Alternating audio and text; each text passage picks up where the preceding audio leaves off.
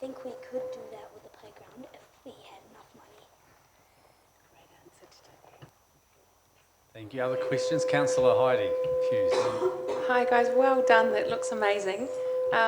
Did you have any trees in your playground?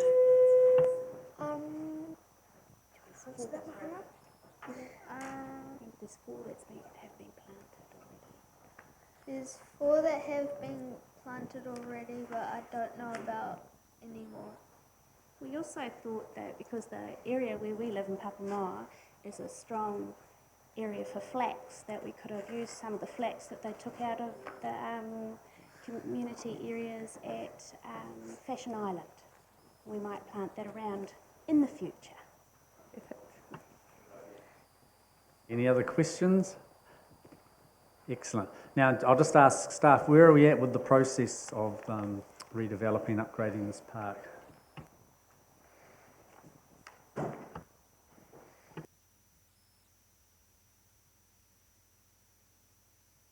Good morning, all through the chair. I haven't got an update prepared in that respect, but I believe we'll be going to tender soon to get this design out, and we'll have it done by the end of the financial year. Excellent, thank you. And some of the ideas incorporated from the young people here will be in there, Mark? Are they likely to be, some of them? Absolutely. The team, thank you children for mentioning Lucy and Phil. They thoroughly enjoyed working with you. They've had a great time, and many of your fantastic ideas are incorporated into the design, so thank you once again. Fantastic. Excellent, and thank you very much, Kerry, and children for coming this morning. And you get a taste of democracy, and what you've said today has made a real big impact on all of us. So I think we should give you a really good clap because you deserve it.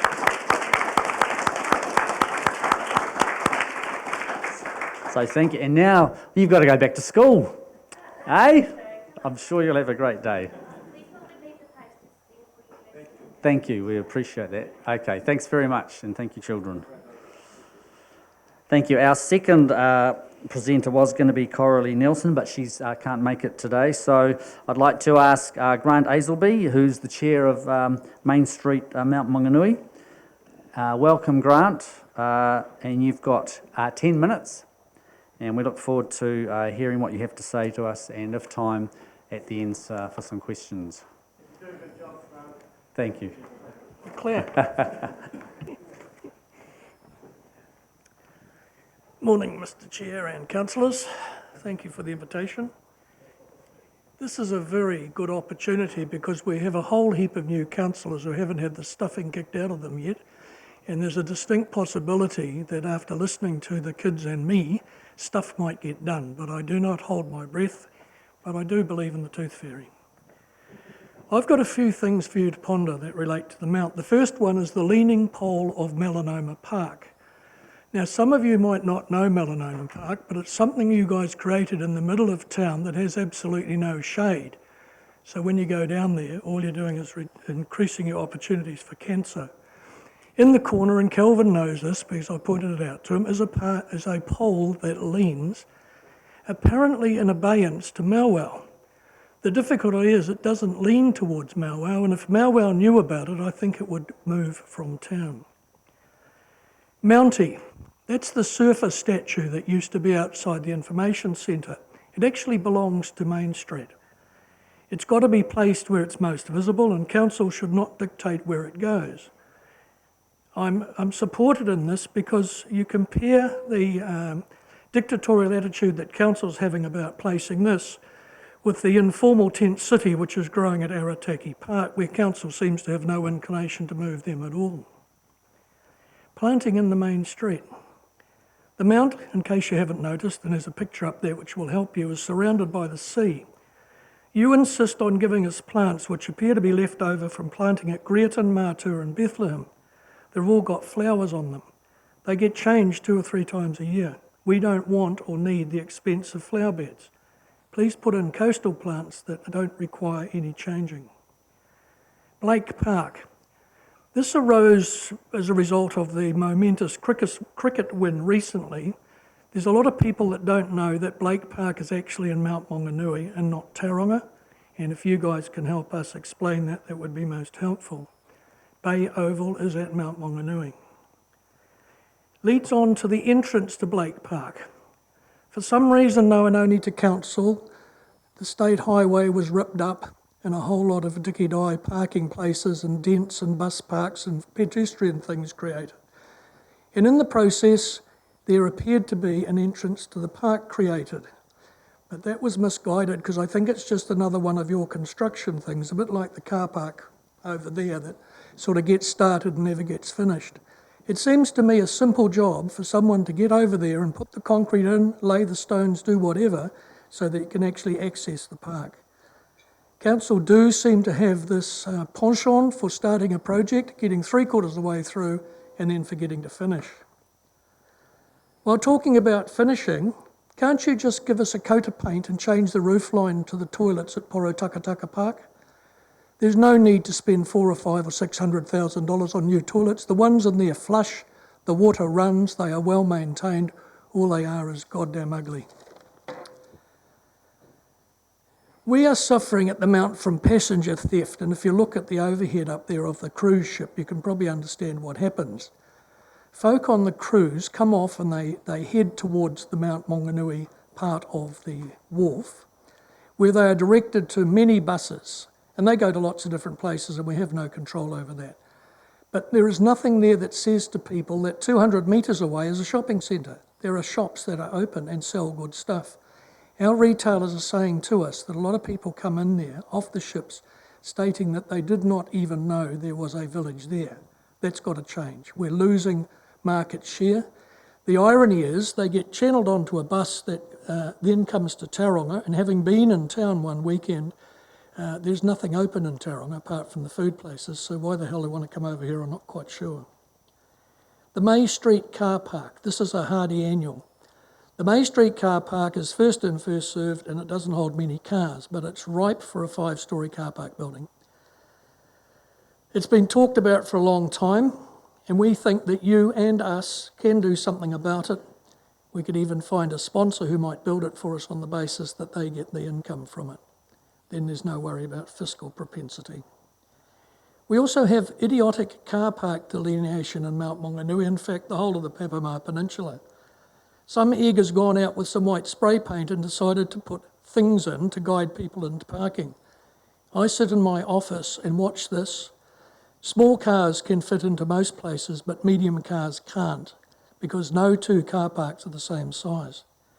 In this country, you need to know road rules before you get your driver's licence. One of those road rules is you presume to know what the rules are about where you park, parking over people's driveways, parking within 10 metres of corners, parking within 10 metres of pedestrian crossings. But for some reason, the previous council decided to paint the whole of the Mount and Papamoa with yellow and white stripes.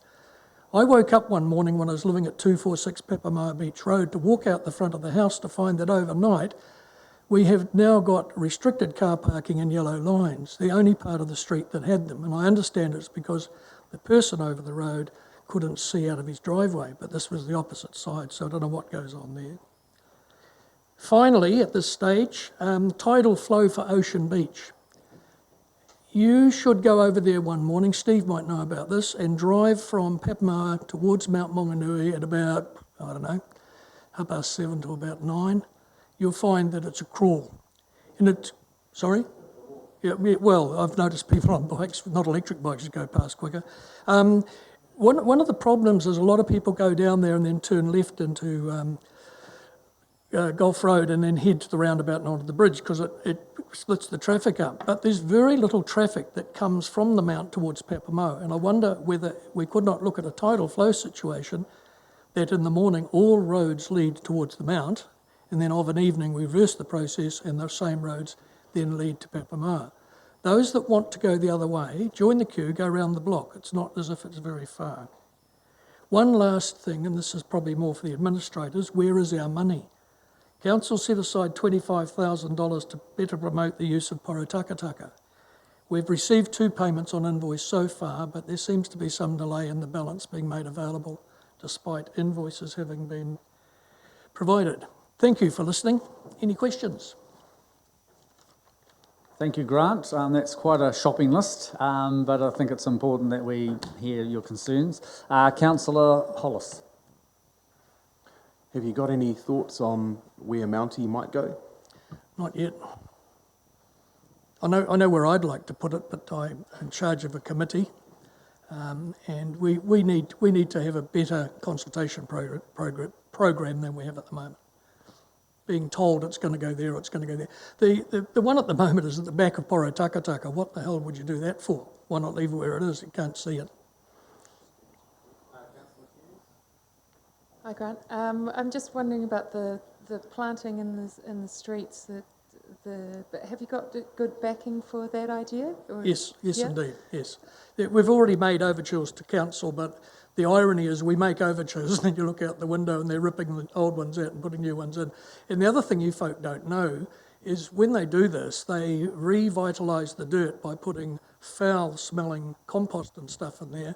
And I was down there one Sunday morning and I swore that someone had vomited outside one of the menswear shops, but it wasn't that. It was just the stench coming off the gardens. And it lasts for about a week. It's not flash, and it's unnecessary and unhelpful. With the passenger theft, controlling where they send their people off the ships is probably problematic, but is there any opportunity for signs or something that just say shopping centre nearby? Yeah, good idea, Andrew. We understand the practicality of trying to reroute people who have pre-booked. It's those that are having a day in port with nothing to do not know that there's a village there because the buses, free bus to Tauranga. It doesn't say free bus to Mount Maunganui and environs, although having said that, I read in the paper the other day there's some enterprising chap's going to have a bus and he will do a tour of the peninsula, which will include Bay Fair, Mount, the beach, the hot pools, the Mount itself. The adventurous on the ships tend to find out and go up the Mount, go to the hot pools, have a look round. But having been on one of those cruises, when you come off, it's a strange environment. You've got no idea where you are, so you tend to take the easy option. And if there's no apparent shop in sight, you say, oh, I might as well get on that bus to that Tauranga place. And it's not denigrating Tauranga. Let's get up to the crossing, let's get out to Bethlehem, let's get everywhere, because we want their money. Look, thanks very much, Grant. I mean, as I said, it's quite a list, and obviously different elements of your request would be applying to different departments, but we'll make sure that we've captured all those in our minutes. And then, of course, you do have the annual plan process for anything that might involve capital or operational expenditure from council that you can put in for the next annual plan. But apart from that, thank you very much for coming and sharing your concerns with us. Thank you, Chairman. Thank you, Committee. Thank you. Thank you, councillors. There are no late items that I'm aware of. Thank you. Any confidential business? There is no confidential business in this meeting. Change to order of business. I don't propose to make any changes there. Are there any declarations of conflicts of interest? No, there are none. So thank you. We will move to business of the day. And 7.1, our first item is the Coolum Park upgrade. So we have here Doug Spittle and Anna Hancock, who are going to just lead us through a presentation of where we're up to at this point, and then we'll have questions. And then, as I have indicated to elected members, we'll when we come to crafting a resolution, we'll move out of standing orders. Thank you, Doug and Anna. Thank you, sir.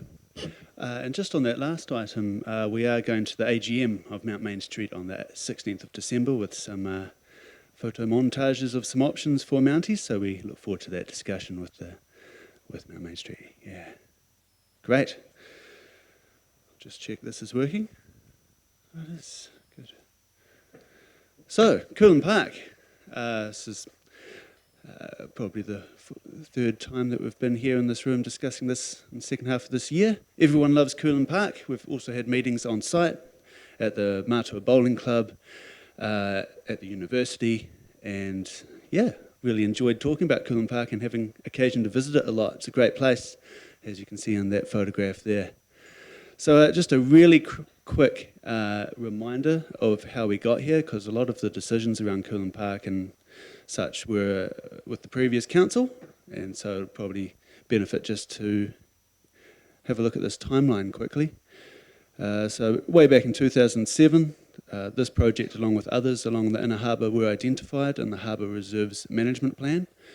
And then all the way forward to 2017, we initiated this project with a budget and engaged a designer, held some consultation events to get an idea of what the community want, developed a concept plan, and then eventually it went to construction tender, contract was awarded, and the project was paused for Max Pedersen to review what was going on with the project, and he found that we hadn't actually done a third round of engagement like we had promised we would, and that was an issue.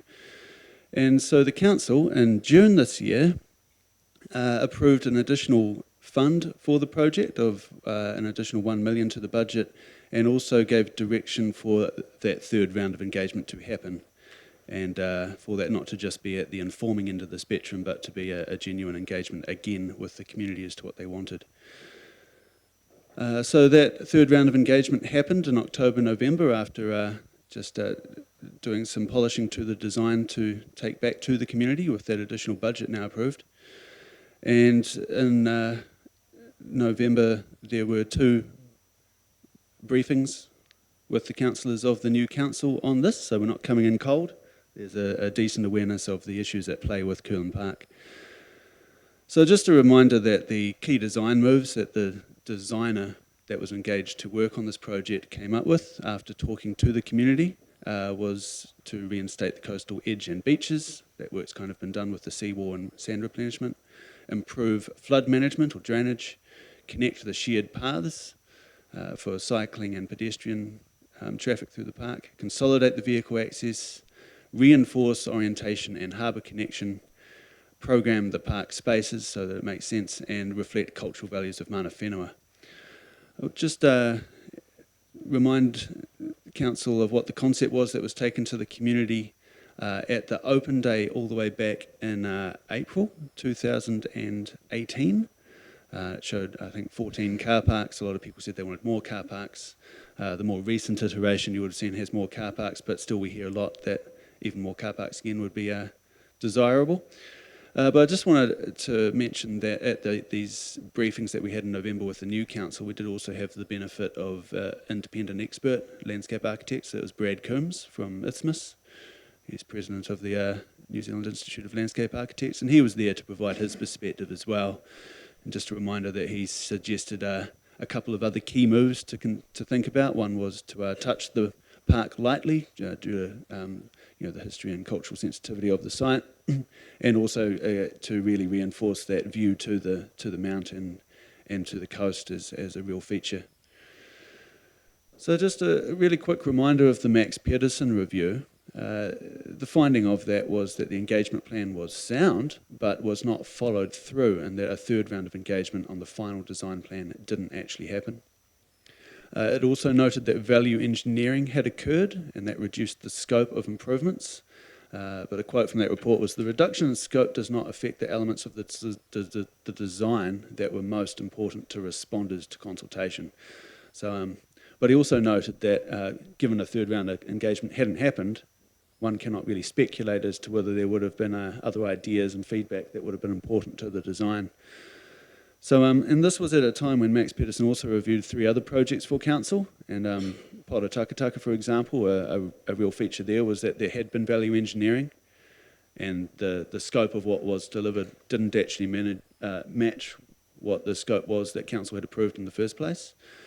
And so I suppose in that context, this decision by the PSOC in June to add budget to allow a full scope to potentially be realised, so that council can work with that, and also to do a comprehensive third round of engagement. It was responding to kind of findings of projects not just in Curlin Park but across council. And what we have now is a rich set of new information from a comprehensive third round of engagement. Anna's just going to take us through that. A lot of councillors around the table and staff have been involved in those events. I just want to say there's been a huge investment of time and effort from the community as well. One really striking thing about this engagement has been that people love Curlin Park, but they also really focus on what it means to everyone in the city. It's never had a feel of people saying, I want it for this and this is what I use it for. And it's really been a very selfless, altruistic kind of perspective that the community has brought to the engagement. So big thanks to people that have been involved an awful lot and put up a lot of time to get involved in the process. There's a range of views, sometimes opposing views, but everybody's heart's in the right place with this. So I think that's one of the really great things about this project. So I'm just going to hand over to Anna now to kind of take us through a brief outline of the findings of the engagement, just to remind us of that. And then after that, we'll be available for questions and also to go through the options we've got ahead of us. Thanks.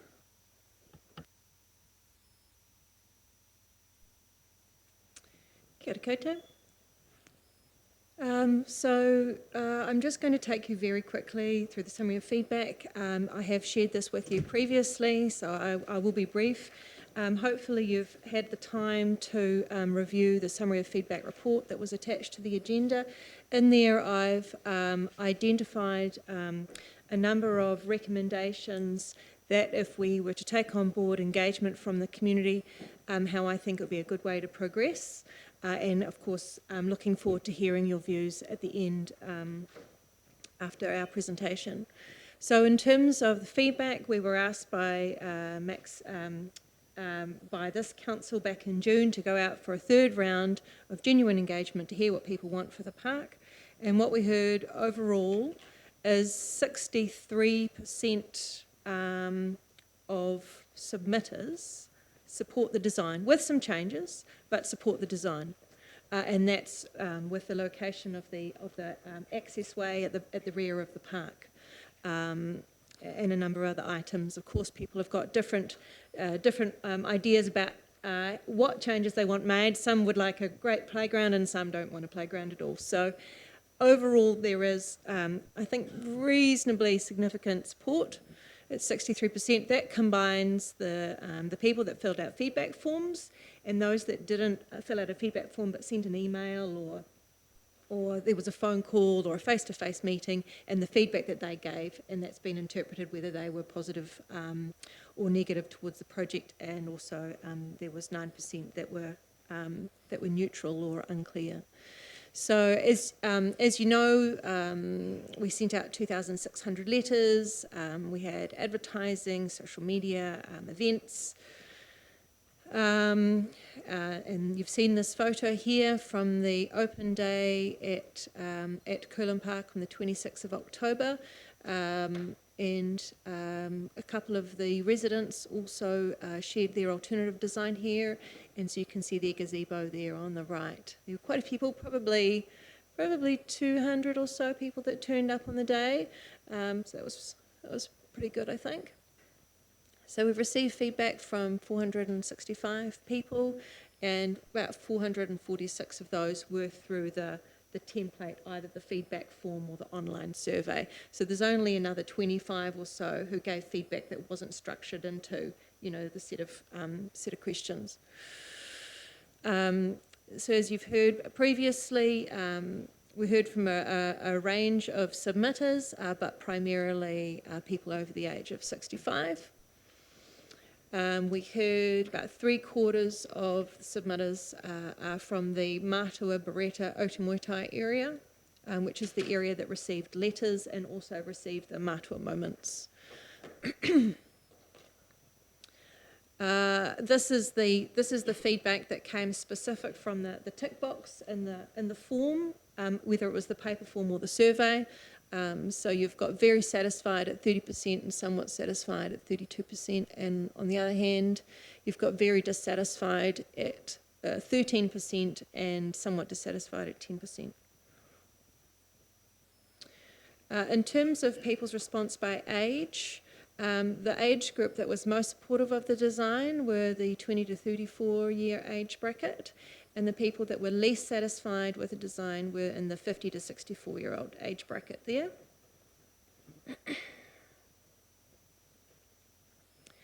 And in terms of where people live and whether they supported the design, you can see that people in the wider Otamuitai area tended to be more supportive of the design, and people that were outside of the Otamuitai area tended to be dissatisfied.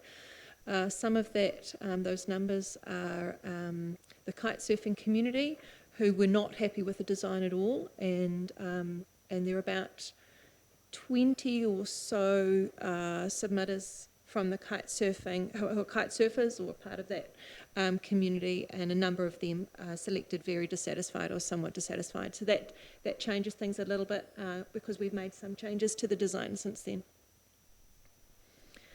In terms of what people like about the concept, what could be improved, you can see there is most support for putting in the cycleway or shared path and connecting the two parts of the path that are on either side of the park from Beach Road through to Harbour Drive. There was also a lot of support for a number of other items. The two areas of contention were freedom camping, where there were more people that don't like freedom camping at the park and would like to see it gone than those that wanted it to remain. And there were 60% of people who liked what was proposed for car parking and access, and 40% who did not like it and thought it needed significant improvement. In terms of the top themes, the theme that had the most number of comments from submitters was people liking the parking location and access way at the rear of the park. The next most common was removing or restricting freedom campers. And then third after that was needing more car parks. And then you can see there are many themes and sub-themes. This has just got the top few. There are, of course, a number of sub-themes that only had one person submitting on them. And many that just had a few. For example, that the design should include a space for a coffee cart or something like that had about 4 submitters on it. So these are just the ones that are the most common, and there are some here that are oppositional, such as the green one, light parking location access way at the back, which 67 votes, and then 30 submitters in orange who would prefer to leave the existing road, and they don't think that there is a new road required.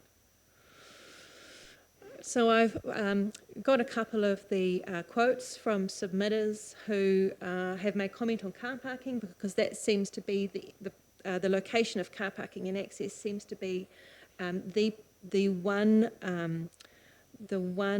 area where there is most debate and interest from this council. So I've provided a few quotes from submitters. So in terms of keeping parking in the current location, which is where it is now along on the harbour side of the park, there's some quotes here. That there's no need to shift the roadway, the car parking will be too far from the beach, there should only be basic improvements, and so on. And in terms of the car parking with the proposed location of the road and parking area at the rear of the park adjacent to the railway line, these are some quotes here. Great idea to get kids away from the front and make it safe for little kids. Great keeping waterfront clear of vehicles. Great to see the car park back by the railway lane rather than blocking the very best part of the park. At the previous briefing, there were a few questions that were raised there, and I've just got a couple of slides to comment on those. There was a question around development contributions, about how much do we actually have currently. So what was explained at the last briefing is that the development contributions that were received previously were received for 2 purposes in relation to reserves. One was for reserve purchase and the other one was for reserve development. So at the end of the financial year 2019, you can see that there was $4 million remaining in the reserve purchase bucket and $1.78 million in the reserve development bucket. And the area where this money can be spent is the area in green here, which is the Tauranga infill growth area. So that's where that money was collected on back until 2011 and 2012. And there is some spending proposed against those development contributions. So you can see forecast spend. After forecast spend at the end of financial year 2020, there'll be $3 million left in the reserve purchase bucket and 1.56 in the reserve development bucket.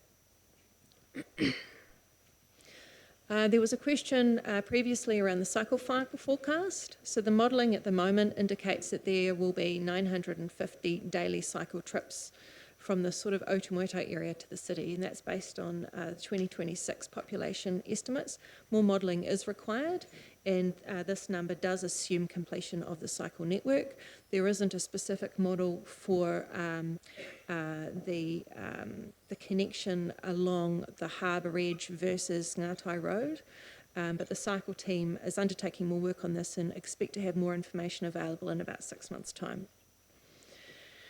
Now, there was discussion about getting a parking survey. I've been chatting to different people about the costs of getting a parking survey. I haven't managed to get an approximate price for paying, for example, a transport company like Stantec or Becker to go out and do a survey. One option is to install a licence plate recognition camera at the entrance of the park, and that will identify, pick up the number plates when cars enter the park and exit the park, so we can get a daily count or an hourly count on that basis. And I've been told that we can work with ICT to use that data to find out how long vehicles stay for. So that'll cost about $4,000.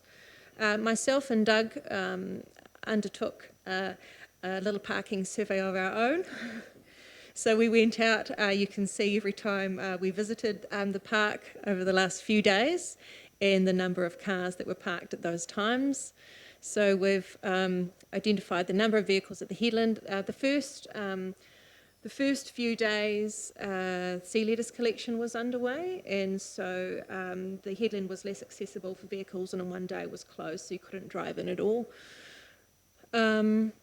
And so that was the number of vehicles at the headland shown in green. There was really one day that had a number of vehicles, and that was on the first, on Sunday afternoon, and there were a bunch of kite surfers out there. And in purple are the number of Freedom Camping vehicles, and we didn't just count the ones that were parked in the Freedom Camping area, but anything that looked like a Freedom Camping vehicle. So in yellow is the remainder of the cars. The busiest day, not counting the parks at the headland, the busiest day was 49 vehicles parked in the main part of Coolan Park. In terms of drainage, I've sketched a couple of drawings to show what the situation is at Coolan Park. So at the moment we've got topsoil of 20 to 30 centimetres with fine to medium sand underneath that, and then groundwater.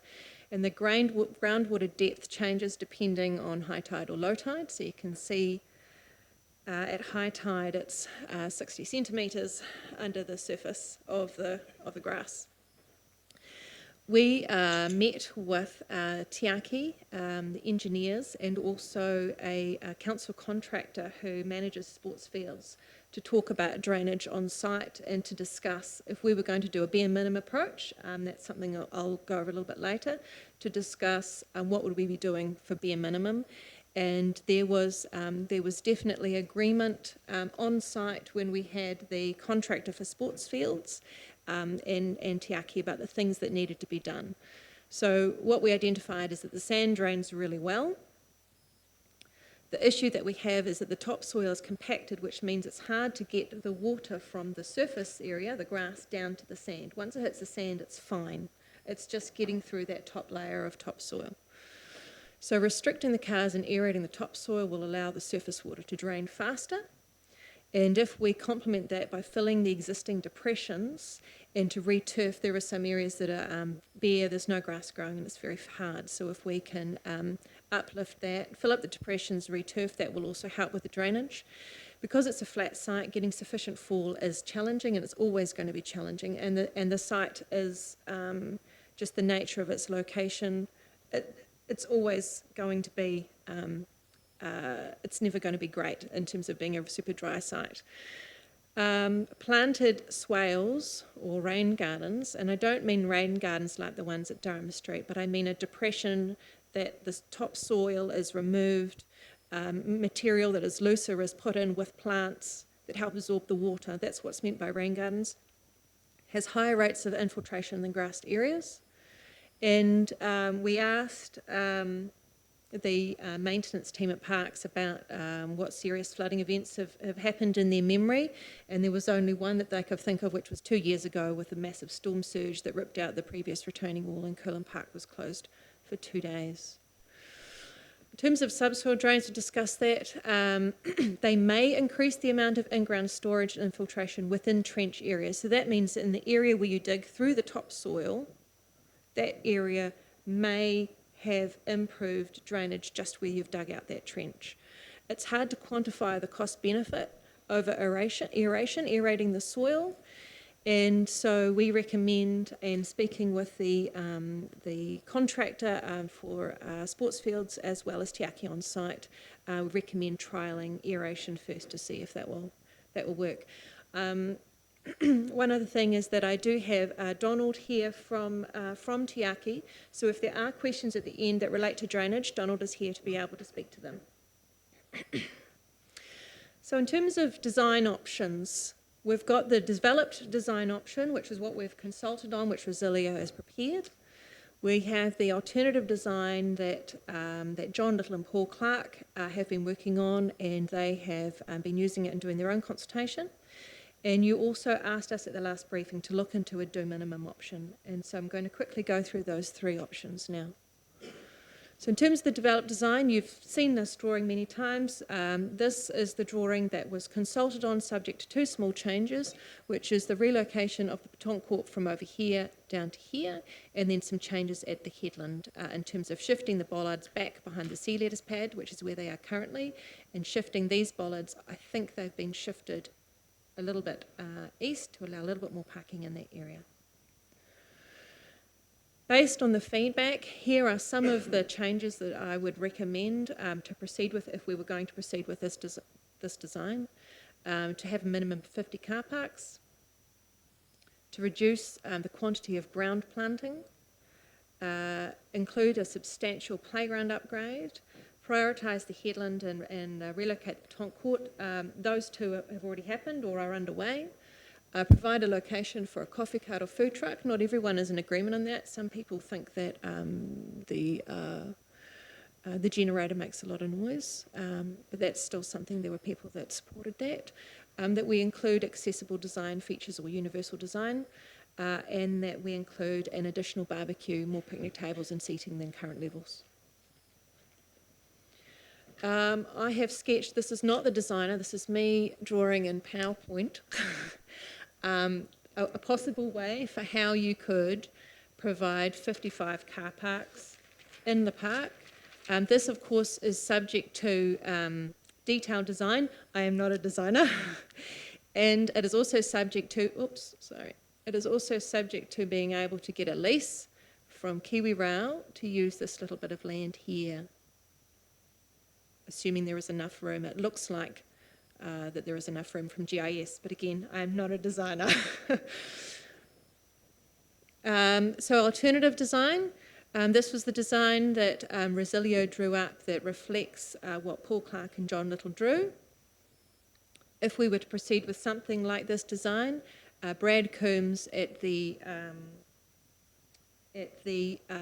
first briefing indicated something along these lines, and I've done a very quick sketch again on PowerPoint. Keep pressing the wrong button. So this is, you can see on this side, this here is identical to John and Paul's design here, and this here is identical to Resilio's design here, and then this pathway here, which is from Resilio's design, then moves and then comes to the harbour edge, like in the residence design. And as was talked about by Brad at the briefing, was that this provides an area where the harbour edge picnicking can be prioritised, and an area where the parking by the beach and having the walkway on the harbour edge can be prioritised. So it does a little bit of both. In terms of the do minimum option, we've had a go at doing some quick costings by talking to various people in council. So these numbers are very, very rough estimates. I really need to emphasise that. So in terms of a do minimum for car parking, this would require installing approximately 360 lineal metres of bollards, installing a shore paving system which looks like this. This is Ferguson Park. Keep doing that. This is Ferguson Park here.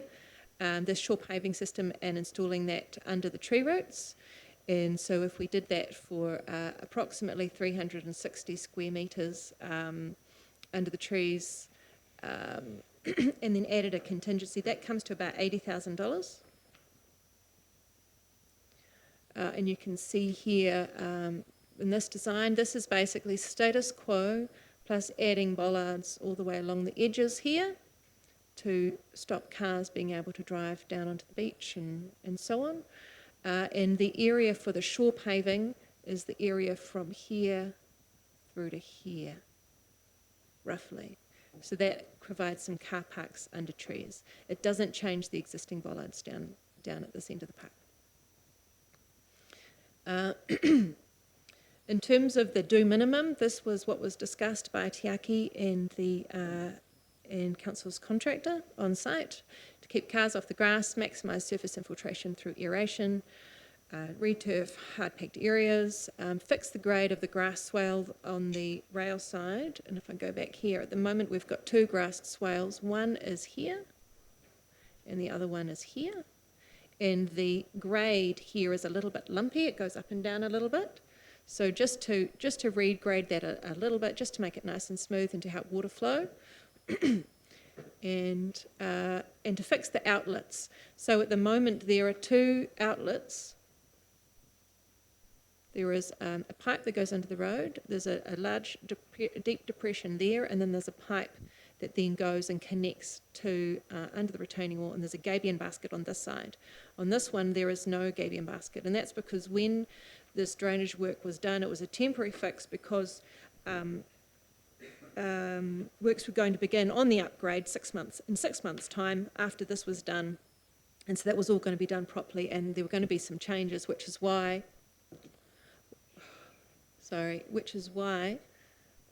this pipe doesn't connect through to the retaining. So in terms of your bare minimum, it would take those depressions and put a bit of planting in there and get rid of the compacted topsoil, and then to trial the above for a winter season to see how much the situation improves. So that was estimated to be around 22,000, including the 30% contingency. We didn't discuss at the previous briefing with you the shared path.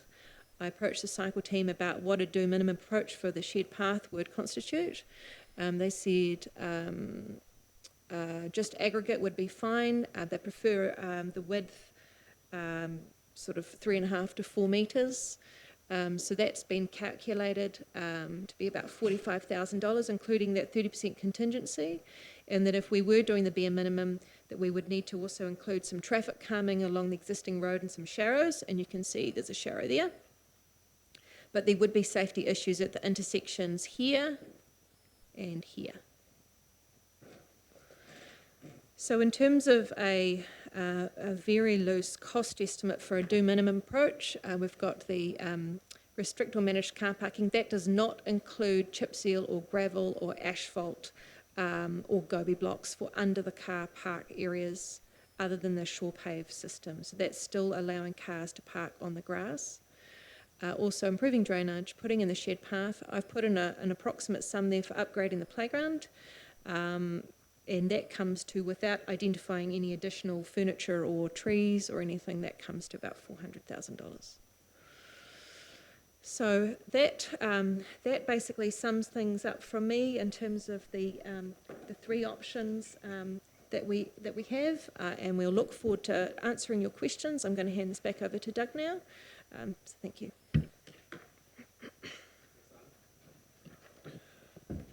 Yeah, thank you. Just to note, you've got essentially three really clear base iterations of design to think about. Wherever this goes forward from here, there will be implications in terms of engagement. So we've gone and talked to the community about one clear design shown by council. There has been one design shown by residents, but if you go forward with something that's different again, we have to think about, well, what is the expectation of going and having a further conversation with the community and further engagement. Also, there will be implications for timing. I mean, as you see outlined in the report, there is practical impossibility to deliver a substantial upgrade in the next earthwork season now, just due to the time and the comprehensive nature of this redesign process. So the positive side of that is we do have time to get it right. Cost, obviously, these different options have different cost estimates, and I really do just want to emphasise that the cost estimates you're hearing now are not the final figures. So down the track, as we design something up and we come back with something and the figures are different, don't be surprised. But we're just trying to give you the best estimate now. And obviously there's risk as well. There's just, this is a project that has a fairly high profile. There's reputational risk. There's also, you know, it's been taking longer than we thought, and there's an awarded contractor, and there's all these things that we will just need to work through what the risks are for whatever progresses from here. So just putting that in context, but otherwise leave you with a image of the, where'd I go? There we go. Kind of the context we're looking at. Anna can flick back to any particular graphics from that presentation if that helps the discussion, and we're otherwise able to answer questions. And just a reminder, we also have someone from Tiaki here if drainage comes up for discussion. Thanks very much, Doug and Anna, for that very comprehensive overview, and appreciate you looking at alternative designs and a do minimum approach as well, following our last workshop. So I'm sure there's lots of questions. I think I'll start from the right and go right to left. So Councillor Granger. It's nothing to do with the age as well, is it? Thank you, Anna. Hey, look, just one thing. If we go back to the developed design,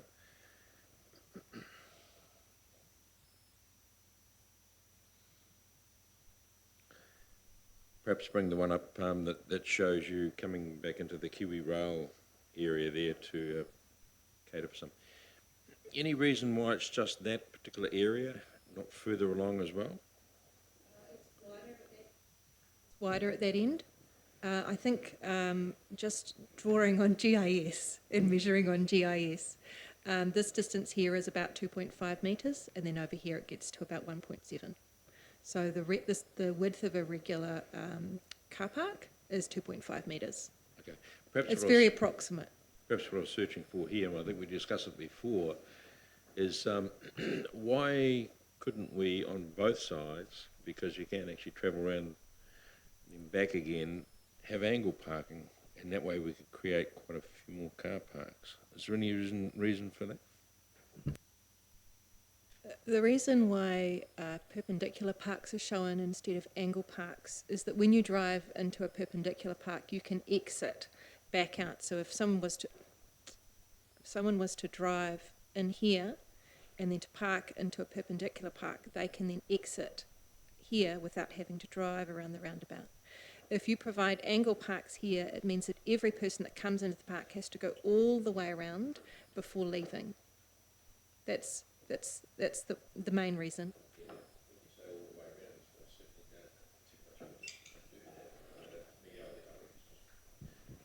I think what we were trying to incorporate here is just a few more car parks, and I think that could be done.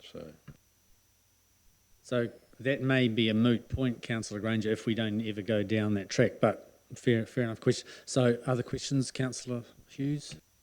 I just have a question around disabilities, people with disabilities for this plan. The first few parks seem to be a lot closer to where they might want to sit. Is there any?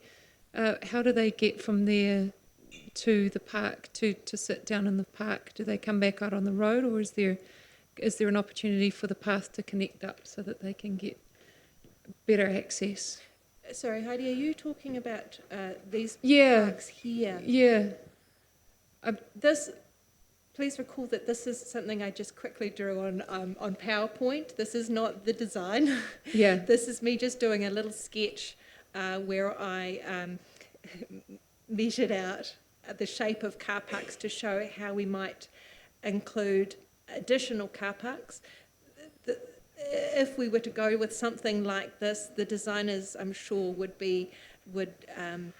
would consider how to make it a lot better than this.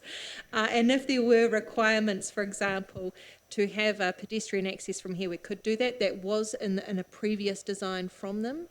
In the design that went to tender in 2018, that included a pathway along here.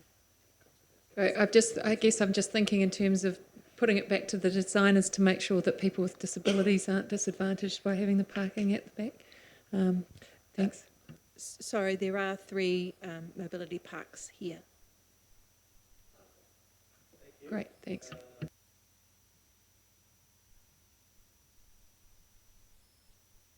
Yeah, thank you for the effort, because it's been a short turnaround since that little workshop we had, so the do minimum thing is really appreciated. Just one quick question. You've put up the development contribution situation. Are there any time constraints on those numbers? So you've put up what's actually in the budget, but there's always been talk about things have to be spent by a certain time. Is there some more information we can have about what the constraints are on those? You know, do they have to be spent next week or in the next 30 years or? That particular fund is to be spent by the end of the 2020-21 financial year. So that's mid-2021. Yeah.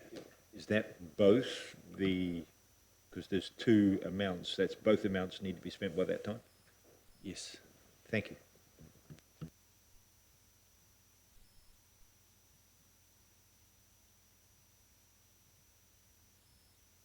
Quickly, really, thank you for the effort, Anna and Doug, and great community engagement. I think it's been wonderful to have that level of engagement and that volume of submissions. I think is testimony to the fact that we need to do more of that.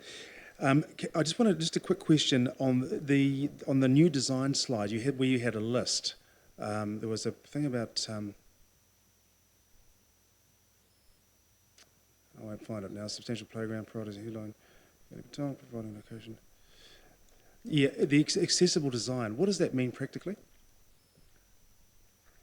It means elements like seating has armrests to help people to get out of their seat. Things like an accessible picnic table where there's a gap in the seat so that people can pull up in their wheelchair rather than feeling like they're tacked on at the end, and other elements like that, surfacing and so on. Okay, so elements that recognise the demographic and age that may use it, the older folk particularly. Quick second question. I didn't see the on the new design, where I may have missed it, where the cycleway is. There's intention that the cycleway still goes through, and a different part, or is it going to be used as just using the road? Sorry, I think we need to clarify the new design. Does that mean the do minimum? No, the residence design? The amended residence design? Sorry, there are so many versions, I apologise. Either way, it's been included in some form. There is a shared path in every version. Shared path, okay. Right, great, thank you. Could you just put the next one, please, flash to the... yeah, that one there. Is that the one you mean, Matt? So in this version, the shared path comes along here. Yeah. This is current. This is already here, and then here it joins with a current road, which has been converted into a shared path.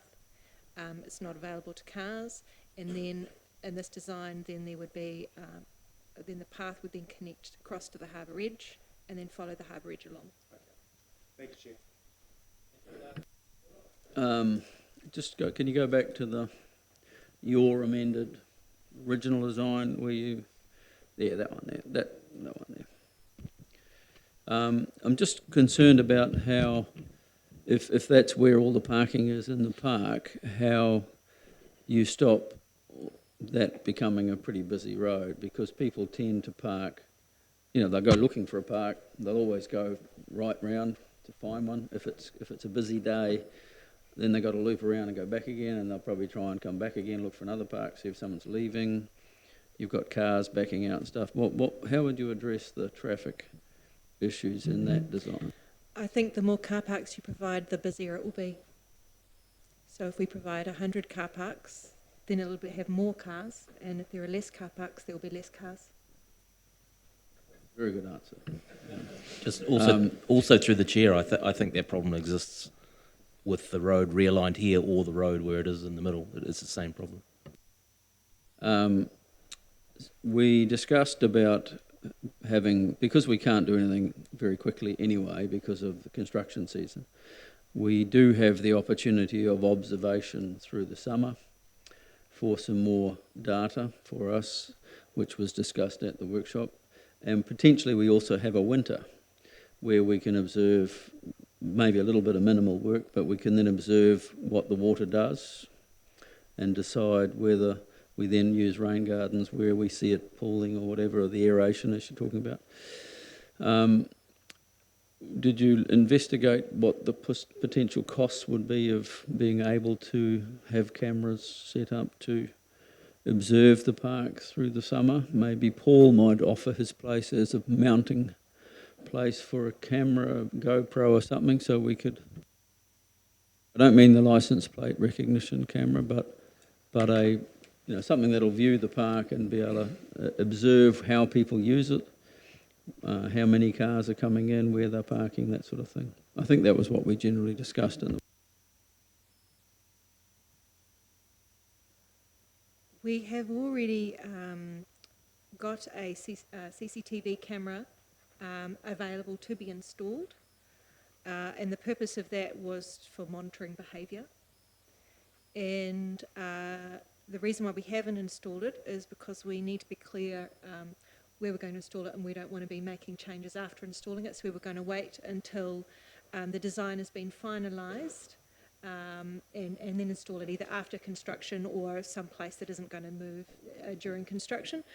I'm not sure how useful a CCTV camera would be for being able to keep track of vehicle movements and parking, unless we paid someone to review potentially hours of footage. That isn't something that we've looked at. We looked at the license plate recognition camera, which was recommended by the transport team. And we also looked into getting a parking survey done. We currently have a contract with Orcon who do that, and they have a car that drives around with a camera on the roof of the car, and it drives and it picks up all of the empty vacant car parking spaces, so it can drive up and down roads, and that's how we currently do our parking survey. But we wouldn't be able to do that in Curlin Park because there aren't car parks to then be able to monitor. So in order to do a vehicle survey, we would need to do something manual with people going in on site and keeping track, which is what Doug and myself did for the last few days. Through the chair, if I just might add to that, if we don't currently have the skimming technology that runs over the CCTV, but certainly the technology exists to be able to monitor behaviour, movement, and the caveat with the car parking is you still need defined car parking space to be able to tell whether it's used or unused. So it's a possibility, but it's not something we've currently implemented within the organisation.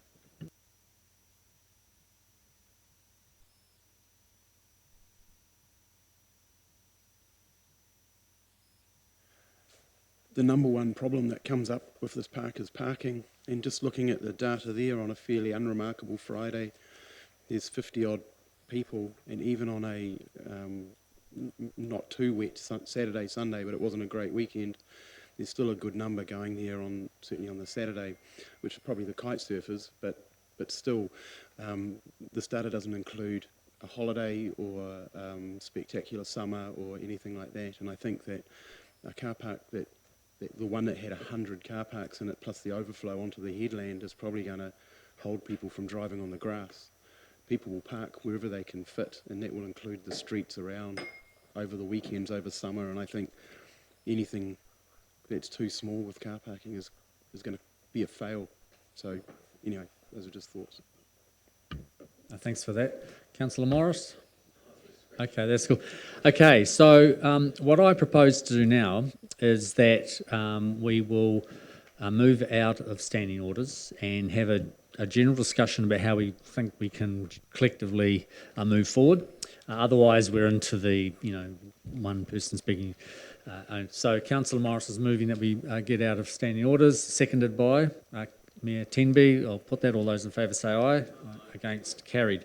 Thank you. If you can stay there, please, because I think your input is still very valuable. Okay, so we've got effectively three options. We've got the original design, which has been modified, which was a very extensive alteration. We've got the residence design, which we've also then modified, and then we have the very minimum design, do minimum. Now, the do minimum design, I'm assuming, does not preclude us in future years from further development in a more comprehensive way. Would that be a fair statement? So, okay.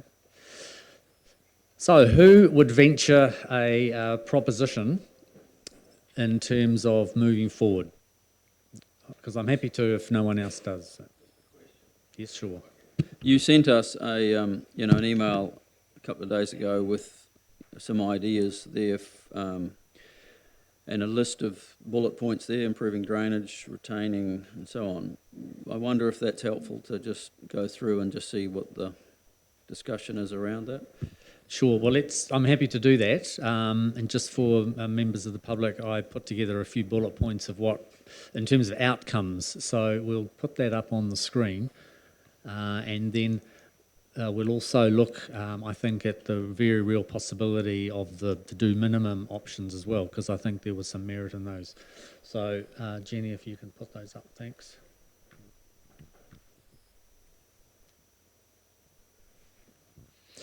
Bearing in mind we are not going to be designing by committee here, we just want to give staff a broad direction for further work. Okay. Thank you. So, A, B and C are going to be reasonably easy to work through. We had D or E, and what I'm suggesting is down the bottom there, recommends further design work to be undertaken with the following desired outcomes, and we can add to these bullet points. The first one is improving drainage at the park. Now, we've heard that aeration and some remodelling, recontouring of the grass could well be an option there. Does anyone have any problems with that, improving drainage of the park as an objective? No? Okay, so I think we're pretty safe with that. Now, this is probably the key one, which is in terms of the roadway, and this also flows obviously into parking. So this is retaining the existing roadway, but shortening it, and therefore we're not going around the whole back of the park, which of course is going to be way more invasive and costly. So that's worth talking about. Thank you. Sorry, where are we going with these? We seem to have three options up, and now we've got are we having a new set of priorities come through here? Yeah, it's really a combination, you might say, but I think we'll end up, I mean, the other options, we go straight to the minimum do nothing option and have a look at that, which I'm comfortable in doing. Well, can we have a conversation before we go through these options? Because it seems like we've got three options on the table now, which have encompassed a lot of those desires that we all had. Thank you, Mayor Tenby. Thank you, Chair. I just wonder, rather than go through the options, because it is, I wondered if we could take the key points. And I thought you were absolutely onto it on drainage. And I think the other one is parking. I'm very concerned that if we don't have adequate parks, and I don't believe it needs to be 120, but I certainly believe it needs to be as many as we can do, in this park, and they spill out across Coolamab and Harbour Drive, it's going to be a debacle. And we're going to really disaffect residents, and I think we've got an opportunity to avoid that. And I wonder then, the playground, which we seem to have just skimmed over, was, if my memory is correct about the graph, which I can find here, was key as well. And I wonder if we could just look at those criteria: drainage, car parks, playground. It might lead us to the answer on the road, rather than try and just look at the designs and pick what's best. Okay, so community feedback has led us to that. That's fine. So let's not talk specifically about the roadway at this point, because these other elements may lead on to that. Councillor Robson? Yeah, I'd like to support what Mayor Tenby said, basically, that I think your bullet point list, and going back, I wasn't at the beginning of this project inception, but I think one of the classic issues with project conception. You've got to be clear what outcomes you're looking for, and don't tell the staff how you want those outcomes achieved, but be very clear on what outcomes you want and let the experts tell you what the best way of achieving them is. Your bullet point this there, improved drainage is an outcome, preventing hooning on the grassed areas, that's an outcome, a minimum number of car parks, that's an outcome, upgrading the children's playground is an outcome, minimising earthworks is getting a bit philosophical, but the shortening the roadway, we're suddenly into design. So I think if I'm sort of building on, standing on the shoulders of giants, it's maybe overly flattering, but working on what can be said, if we took out that second bullet point, then that takes me to the minimum approach, which of course is somewhere I'm totally comfortable with, because that's the one that has the least damage on the ratepayer, which has always got to be a consideration. And I'm conscious, when you look at the size of that green area in our city, the number of more disadvantaged communities that green area covered in terms of where these DCs might be spent. I'm conscious of the fact that, you know, there are other places where that money could go. We shouldn't feel under pressure in that respect. So I'm currently, on the basis of everything I've heard and learned since, you know, the last 2 years I've been back in, almost in a sense, I'm comfortable with the do minimum option, I suppose. I'd be happy to put that down. I think your bullet points cover that really well, except for when we start designing. Thank you. Look, I think that will help sort of circumvent the discussion. Is there general approval that the do minimum option would find favour amongst the majority? Councillor Baldock? Not by me. Can I just explore one more thing within the gamut of the do minimum? Can we put up the staff's last, the one that was where the road was shortened and so on, but where the boardwalk goes along the waterfront?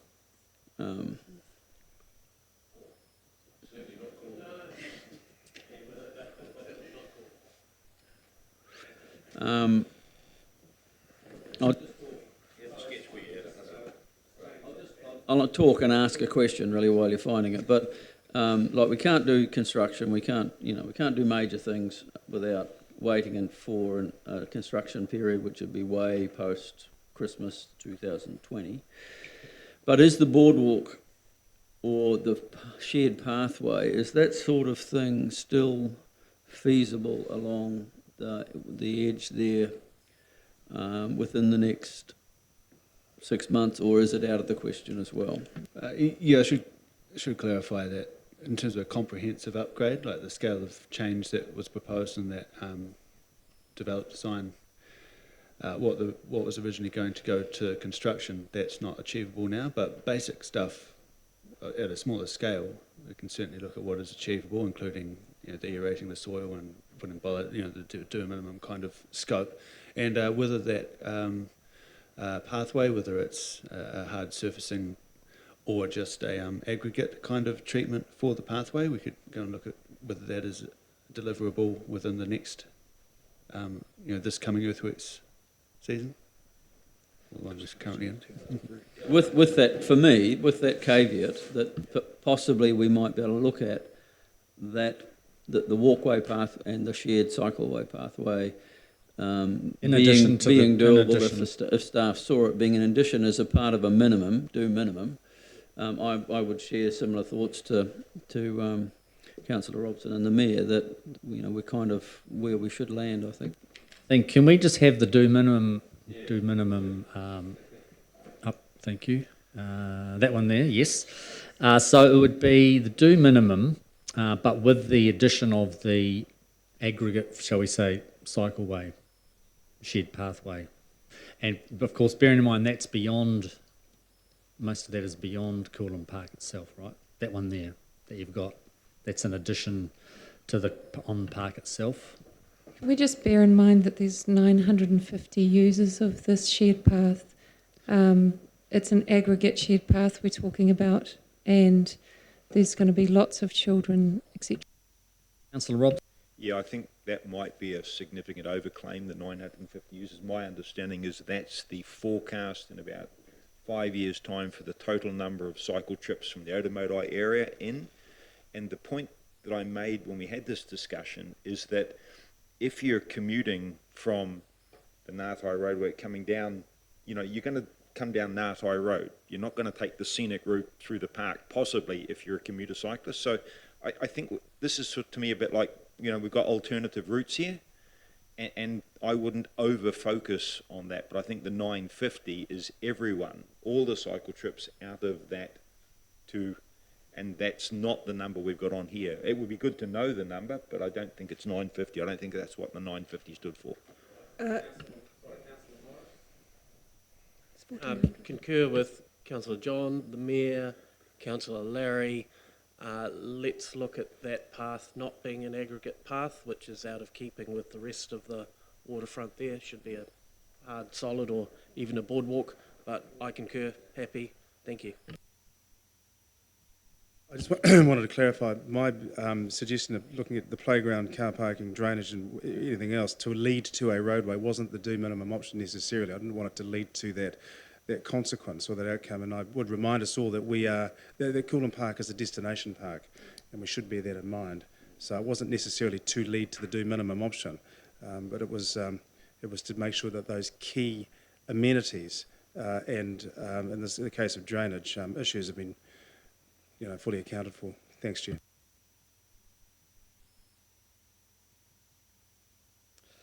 I'd be happy to move either option, either the alternative design or the council design. I'll second that. Okay, so it's going to be an interesting discussion. Right, with any other comments before we move back into formal, because there's obviously a variety of potential ways this could go, and it could be relatively a close run thing. Councillor Hughes? I just want to note that here we need to design for future generations when we're looking at our city, and if we do bare minimum options all the time now, then we're passing the cost on to future generations to bear the cost of upgrading our city. I believe that this is within this park as part of a very busy inner city area, and the opportunity for connecting us to our water in a really comprehensive way is an opportunity that we should take. That's all I'm going to say on that. What I thought we would do is, before we move out of standing orders, because I think the order of recommendations could be important here. If I read the room, in terms of the do minimum approach, there could be some favour in that if there's also the element of the shared pathway. And if that was the case, I'd appreciate an indication from elected members as to who might support that. The do minimum approach plus a shared pathway, which is what you said, 1, 2, 3. Okay, so this is just helpful in terms of working through the recommendations. Can I just make a comment? Yep. Please. That doesn't mean this is the end of the development of Coolum Park, right? This is what we do within the next 12 months. A do minimum, as gently as we go. Let's observe. Let's look at things, and then we may still come back to a much bigger development later, but we will have done it on better data and better understanding and so on. And I'd just comment that Brad Coombs, who very bravely stood up at the university, really, when he was asked that last question. I think it was it you, Andrew, that asked it? No, was it you? And he actually put his reputation out there. A local gentleman who's designed and you know assisted here for a long time, and he says, look, I would be careful what I do in this park. I would tread softly, because you don't know what you'll find when you peel back, and it could end up in all sorts of difficulty with going full steam ahead. So I took that on board, have some respect for his professional credibility and his localism. So I think we should think about that too, really, in our discussion. It's MB. Sorry to labour this. Where in this design, this plan, is the playground sitting? Good question, because I think in the do minimum you did have a playground upgrade, is that right? There it is there. Yeah, thank you. Yeah. So my suggestion is we will I think we'll go in terms of our potential recommendation wording. We'll now break for a few minutes. We'll get some wording up here that I think enough of us will be happy with, and then we'll come back after our break and move back into our formal standing orders, and then we'll take it from there. So we'll have a 10 or 15 minute break. And if anyone would like to come up and help craft that, that would be fantastic.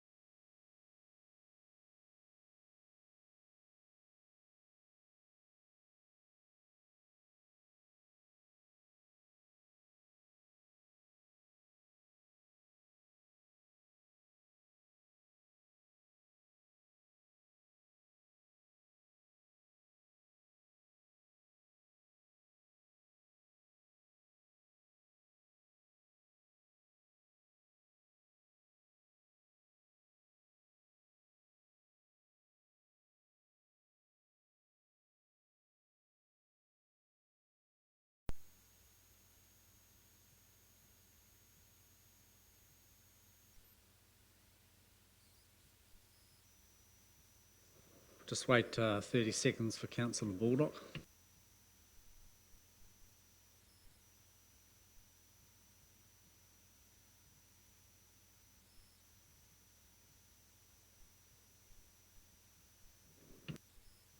So just while we're waiting for Councillor Baldock, you'll see up on the screen proposed resolutions, and that can form the basis for a resolution or a recommendation from one or two of elected members.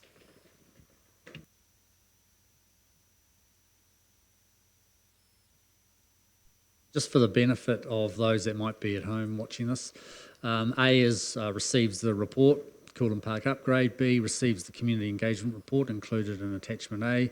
C, adopts the do minimum approach plan for the Coolum Park upgrade at this stage with the following outcomes. 1, improving drainage of the park. 2, minimising unrestricted vehicle access on the grassed areas. That's the more official way for saying no hooning. 3, maintaining a minimum of 80 car parks, not necessarily sealed. 4, upgrading the children's playground. 5, constructing a shared pathway seaward of the existing roadway. 6, minimising invasive earthworks. And 7, continuing monitoring of park use to provide more information for future decision-making and park development. And then D, notes that this revised program of design and construction for the Coolum Park upgrade project is currently provided for within current budgets. So that is proposed wording. And do I have a... I'd like to move back into standing orders. So Councillor Morris and Councillor Granger, all those in favour say aye. Against, carried. So thank you. Do we have someone to move that motion? Councillor Baldock, seconded by Councillor Robson. So Councillor Baldock, thank you. Well, I think we've learnt a lot through all this process, and we won't have learnt anything if we just carry on and do one or two of the design concepts. We need to take a slower approach. We need to look at minimising the impact at this stage until we're really sure about what permanent major sort of changes we're going to make to the park. I think we've had all sorts of feedback. The feedback is interesting, but you can't just lump it together and say the 60% say this. When you see some of that, you know, they're reasonably happy. Well, how do we know what they're reasonably happy about? I think we just need to take a slowly approach, improve some of the things we know can be done, and continue to monitor through this summer, through the next winter with the drainage situations. It may be some rain gardens in the appropriate places will help to improve that when we see ponding and so on, and hopefully get better information really to guide our future decision, and that'll be with the residents, it'll be with the users. I would like to see at some point surveys there of people who travel out of the area to use that park. So I believe it does get used by people from all over the city on occasions for birthday parties and so on.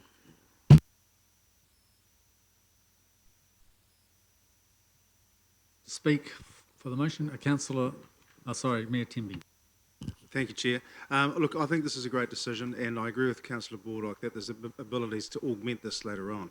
I just want us to be aware, and I know we are aware, but to be cognizant of the fact that the demographic of Tauranga population looking forward is one of an ageing population, and we do need to be aware of that. So when we apply cycleways to parks of any sort, really, I would just ask us to consider that they are wide enough to cope with bikes and, you know, older people walking slowly, and even perhaps mobility scooters that may be sharing that same cycleway, and not to have it so congested that we have complaint after complaint at the speed that cyclists are moving through. Thanks, Chair. Anyone else would like to discuss that? Put your point of view. This is the time to say your Councillor Hughes. I feel like with this, we're adding another 3.5 metres of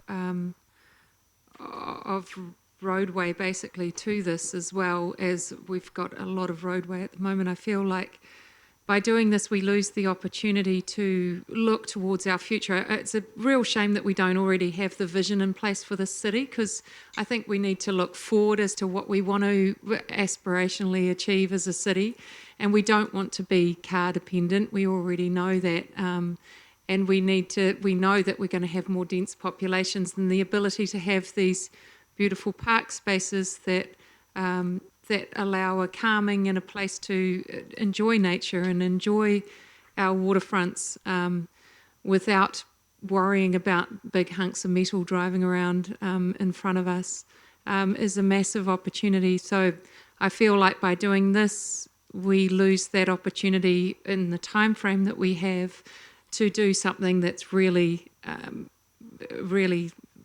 going to be something that our children and our grandchildren will enjoy for many years. So that's my piece on that. I'm not going to be voting for this one. Thank you very much. Thanks for expressing your opinion, Councillor Granger. Anyone else like to? Councillor Arbery. Right. So we've had our staff go out and do engagement with the community. Then we've had the community tell our staff that actually the design that you've come up with is probably too expensive.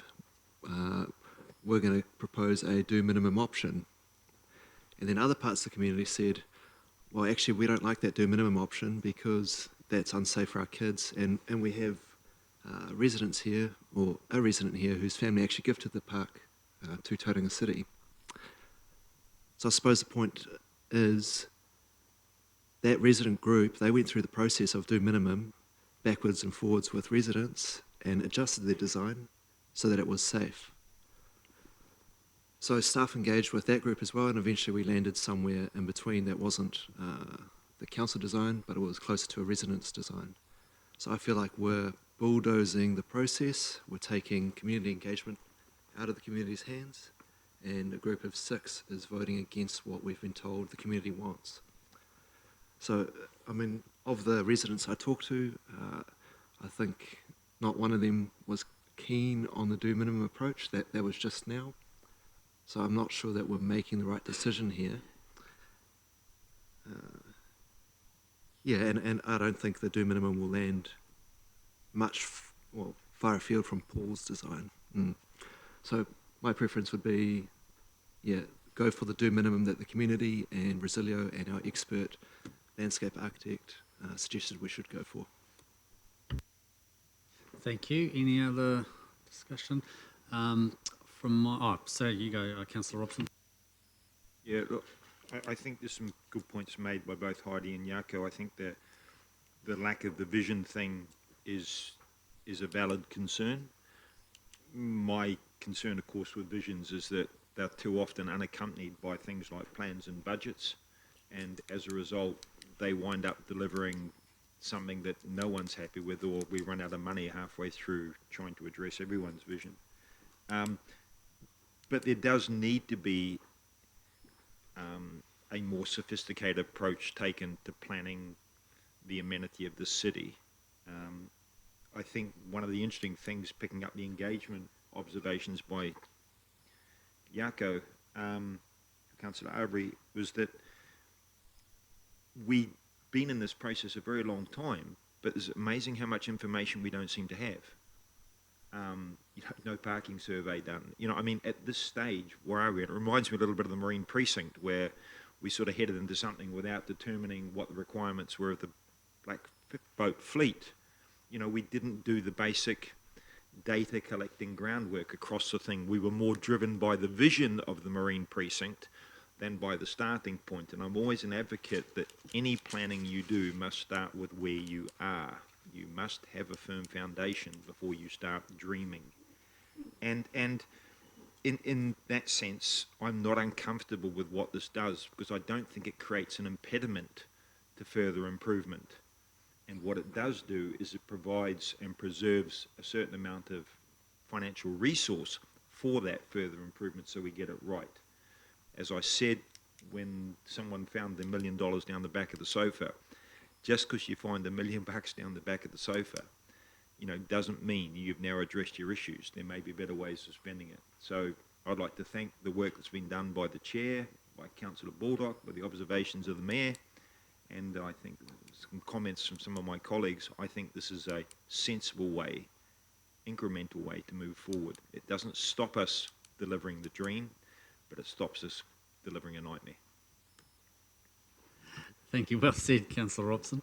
And from my perspective, we have, as a council, made quite a few in the last 3 years, for want of a better word, stuff-ups. And so we are very cautious now to make sure that we do not spend vast sums of money on concrete and asphalt, which rather than green space. And so I think this is an incremental approach, and as Councillor Robson said, it does not preclude us from, in the longer term, having a much more comprehensive development. And to me, in my mind, this is very similar anyway to the residence design, or more similar to the residence design than the original design that we came up with. So no more discussion. Councillor Baldock, your right of reply. Yeah, just very briefly. We will be discussing later in the meeting the cycle action plan and progress on all of that. So there is a work in progress. This will obviously be a cycle route, probably more recreational and weekend use than a commuter route, as Councillor Robson has mentioned before, but we'll know how that's going to fit in as we go forward with that plan. I know Councillor Hughes has a real dream for a city that doesn't need big chunks of metal, but there will always be people who are car dependent in the city, and that they will get there by car, and they will be taken there by cars, they will picnic next to a car, but we need to make as much provision as we can for cycling, for public transport and other ways to get there, and people walking. So I think going slowly is better. I don't see how throwing another big road in there and more asphalt car park would make any improvement on it. I hope the community and the residents and those that have participated in this consultation will see through what we're doing in terms of, this. We are trying to listen. We're not rushing off and doing something. This is a softly. It doesn't rule out option 1, 2, 3, 4, 6, 9 or 10 next year when we have better information and we've had time to just take things slowly. I think we're not going to redesign it all or pay consultants again, but I think we'll end up with something in the end. I think we need to do the playground. I hope there's good support to just get on and make a great place for kids to go, and allow people to still make the best use of the park in the various ways they like to. Thank you very much. So with that, we'll put the recommendation. Those in favour, please raise your hand and I will read out. Councillor Morris, Hollis, Salisbury, Baldock, Mayor Powell, Councillor Robson, Granger and Clout, and against Councillors Hughes and Arbery. So that is carried, and again, thank you very much everyone for your input. Thank you staff for your input over, well, it must be a couple of years now, and hopefully this gives you some certainty for at least the next period of time. So thank you very much for that. Thank you, everybody. Now we have 6 general managers' reports to get through in just over an hour. So, and I'm happy, thank you very much, members of the public, and thank you for your input. Much appreciated. So, given that we can go a little bit beyond 12 o'clock, that gives about 15 minutes each general manager's report. So without wanting to minimise the importance of each report, I'm just conscious of time. So the first one is the General Manager's report from Corporate Services. So welcome, Paul. Oh no, Paul's not here. So Alan. Alan, you are the new Paul. So if you can take us perhaps just through the highlights, and then we'll go through any questions. Thank you. Thank you, Mr. Chair. Since I don't know some of you, I'm Alan Lightbourne. I'm regularly the Chief Digital Officer, but filling in for Paul while he's away overseas. So just a really quick summary of some of the highlights of the Corporate Services report for this PSOC. So firstly, just looking at digital services, we're continuing to see an increase in cybersecurity attacks, which has continued year on year. The team are continuing to slowly address some of our ongoing end-of-life platform opportunities. We've got one new customer onto the city fibre network, increasing that. We've got 2 projects in concept, 10 in discovery and 23 currently in delivery. Moving on to the property team, you'll see a lot of work going on at the Mount Holiday Park, 1.5 kilometres of new curbing to better manage stormwater. Wi-Fi services are currently being provisioned for use within the park, and the continued changes and work on the licences to occupy at the park as well are progressing. Good news, at the airport, passenger numbers have exceeded 500,000 for the first time over a 12-month period, and the team are currently working on expanding the parking by adding another 160 parks into that area, which is at the moment coming under increased stress. Our largest internal project at the moment, the Strategic Finance Project, is now formally underway, currently on time with all of its milestones being met.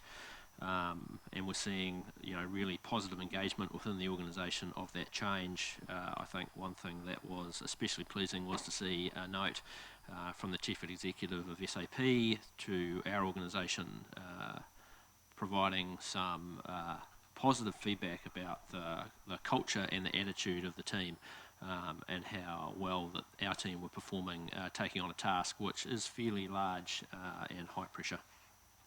And finally, the finance team are focused on working with the wider organisation to develop up the draft budgets for the annual plan. Happy to take any questions. Yeah, Alan, sort of paragraph 16, Holiday Park.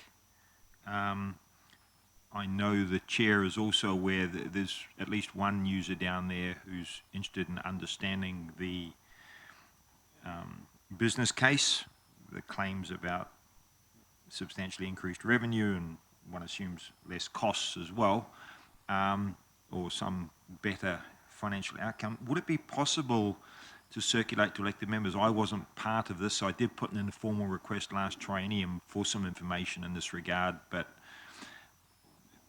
we ran a pretty informal system in some respects in some of these requests. Perhaps I should have documented it. Would it be possible to circulate that business case information to all elected members so we can just run our eyes over it, those of us who haven't seen it or haven't been able to see it, so we're comfortable with what's happening? Certainly the feedback I've had from this park user and the numbers he's put to me have given me pause for thought, but I haven't seen our numbers and I'd like to see them if that's possible, please. Yeah, happy to supply the background information. Thanks very much. And also, Councillor Robson, I understand that specific park user, there is more information coming in the next week from our staff, so we'll share that as well. Thank you. Councillor Baldock. Paragraph 11, Alan, just the building consent services feedback form. Can we have a link to that? I can't, I'm only just looking now, but I can't see it on the where I find it. And can you tell us what we'll do with that? Is it going to form part of Net Promoter Score, or is it form part of a quarterly or a monthly report to us about how people are viewing the service?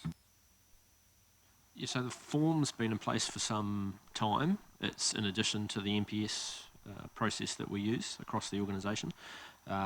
What we've tried to do is make the form more relevant to the particular type of work that was requested through the organisation and easier to use. So really what we're saying is the previous form was a bit one-size-fits-all and pretty hard to provide feedback through. So it's really just about making sure that we make it easier for people to provide us the right feedback. The outcome of that is just to continue to help that team to tweak and improve their processes. So I guess my question is, when will we see the results of that feedback, which is something I've wanted to see for a long, long time, so we can get the understanding that people are, seeing developments and are happy. And is that with you, Barbara? Because through you, Mr. Chair, seems to be. I'm sorry, I haven't looked at the detail in the corporate services General Manager's report. So we've got a high-level summary here in my General Manager's report about the survey that we send out to people, and that's sent out at several times during the building consent process. We have been working with Alan's team to develop some really good reporting that we can put in these General Managers report so that we can give some summary and some consistency, because we're using the Net Promoter Score through several activities in my group and presumably others, so that we can provide you with some consistent graphs that show that. That's my point, is that the two need to connect, because this says this is supposed to avoid the need to go back to the community all the time, which is the survey you're referring to. This is one people complete when they've just finished the process and got their building consent or their resource consent. And that information is what we would like to see, I think. Thank you. Any other questions of Alan? So we have, thank you very much. Thanks a lot for that, Alan. We have a recommendation to receive this report, moved by Councillor Hollis, seconded by Councillor Hughes. Any discussion? Any discussion? I'll put that. Those in favour say aye. Against, carried. Thank you, and thanks a lot, Alan, and your team. Next one is the General Manager of Community Services. So, Gareth, just an overview, please. Thank you. Kia ora tātou, through the chair. I'll take the report tabled as read because we've got to crank through things. Just a couple of quick highlights. As per the executive summary, Bay Court obviously had a great start to the year, but in particular after the deadline for this report, they won Supreme Venue of the Year at the Entertainment Venue Association of New Zealand Awards, which is a really good honour, and the first small venue to ever win that award, which is pretty cool. AIMS Games happened again for the 16th time, and every 3 years we conduct a formal post-event survey, so the results of that were attached, and as you'll see, that delivers a pretty phenomenal net benefit to the city, especially for a community event. Great little one news story about the ComDev and Spaces and Places project to develop the New Zealand prototype for a accessible picnic table. So that's worth a watch. It's a really cool little initiative. And on the 15th of November, we opened a new community neighbourhood in Arataki called Horoipia Reserve. So that's it from me. Any questions? Thank you, through you, Mr. Chair. 3 quick questions in order of the agenda. The first one is on civil defence emergency management, and it talks about a little bit of a change into the organisational arrangements. For reference, I'm looking on page 96. Does that include so my question is, does that include a greater role for TCC? Because in the past, we've obviously been located down in the Western Bay for obvious reasons. It's a higher category of building, and also we're all over the shop at the moment in terms of locations. So does that reorganisation have a greater emphasis on Tauranga as in the city as opposed to the sub-region? First question. Through the chair, to be investigated. That's definitely on the table, for discussion. I'd hate to preempt where that discussion might go, but that is definitely part of what we'll be discussing. Second question, which I think has a line from the FAR committee, so I might as well ask it now, is in terms of the tsunami project. I read somewhere that that's tracking under budget. Is that right? I'll need to check that specifically, yep.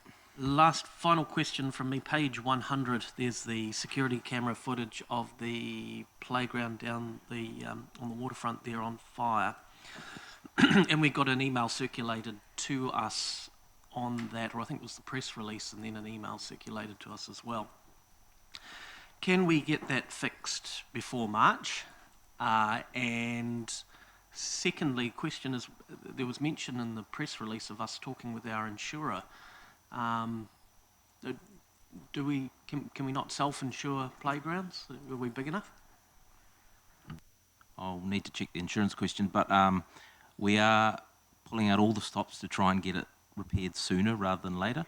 That particular playground equipment came from overseas, so to magic that up 15 days before Christmas is quite difficult. Because of the damage, some of it is structural. It requires a crane to take the roof off the top of the playground. We need to put new poles in the ground. You know, there's actually quite a lot more involved from a making it safe point of view than just chucking up a new slide. So we are looking at it, but it definitely won't, in its current form, be repaired before Christmas. Mayor Powell. Thank you, Chair. Gareth, has it been, have we looked at a New Zealand playground company? I mean, does this thing need to come from overseas? Through the chair, not all our playgrounds come from overseas, is my understanding, but this one, for whatever historical reason, does. That doesn't mean we can't replace it with New Zealand products, so we're looking at that as well. Yeah. Just supplementary to that, I just wonder if we would, my personal feeling is we should be looking at New Zealand product and not going overseas for things like playground. That's just a personal bias I have, and if there's a Bay of Plenty or indeed a Tauranga playground manufacturer, even better. But for expediency, if nothing else, if we're waiting until sometime next year, I wonder why we would do that and not replace the whole thing with a New Zealand-based product. Thank you. That probably speaks to our overall procurement policy as well, which might be a longer-term fix, but yeah, good sentiments. Councillor Robson. Yeah, a couple of questions, if I may, through the chair to Gareth. Gareth, paragraph 21 mentions the CBD bus service. I'm wondering what the status of that is. It says for November, and we're now in December. Also, I'm conscious that the activation money that was allocated, there was a panel supposedly set up, and I understand feedback from people in the community that that panel, what's happened to it? They made a submission, they didn't get an invite to give their 10 minutes, they don't know what's going on. So I've got a couple of other questions, but on that CBD activation cruise ship space, can you give us a quick update on where we are and why that panel didn't, or changed, or is it still happening, or? Yep, through the chair, so 2 questions. CBD cruise ship shuttle bus, I don't have an update on that, but I can get one and circulate it to all of the elected members. In regards to the $150,000 CBD activation money, the panel has met and made recommendations to the Chief Executive, so that's came through pretty recently, so I imagine it's sitting in a long list of to be reviewed. Can we get clarification on why people who made, not everyone who made submissions was invited? How did that work? Just quick clarification.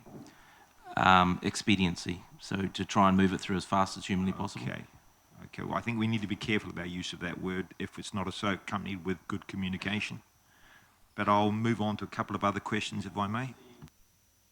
Yeah, I read the recommendation this morning, and I'll be discussing it with the Mayor and Deputy Mayor after this meeting, and just, I think, trying to gauge because essentially I've got a delegation to allocate these funds. My question will be whether or not I continue to do that, or whether I bring it back to council for some sort of agreement. I think my concern is around the comms around this. Someone got a communication to say here's a process, and we've been here before. I think the Coolan Park thing we've just been through. If we say to someone this is the process, then if we're going to change it, we should give them a heads up. Some other questions, if I may, with the observation quickly. Page 38, Mr. G, absolutely stunning.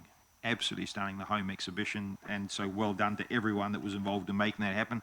And he has a fascinating story about how sports injury changes the course of your life and changes the course of what happens in our art gallery. Page 51, Youth Advisory Group, sort of 2 around that. Para 51 and Para 53. We're talking about getting new members for the Youth Advisory Group. Just an observation around diversity. And I suppose it was really interesting to see how clever and talented those people were when it came to the election program and outvote the boomers or vote out the boomers or whatever it was supposed to be. I'm glad they weren't totally successful.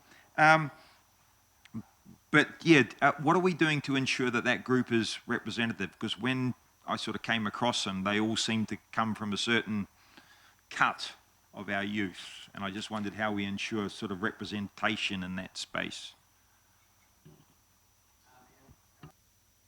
Just before we get into, I've met, Chair, through you, I've met with a number of people in council. I just can't quite remember all the names right now, to talk about exactly that and to get greater representation. We have, and we've talked specifically about iwi, about other cultures, for example, Indian, which is well represented in Tauranga, disabled younger people, the LGBT community, and we've met and identified a stunning young man who would be very keen to join the committee. So I have started that, John, that whole process of saying, you know, we need to broaden it out because it is very, very specific in its look right now.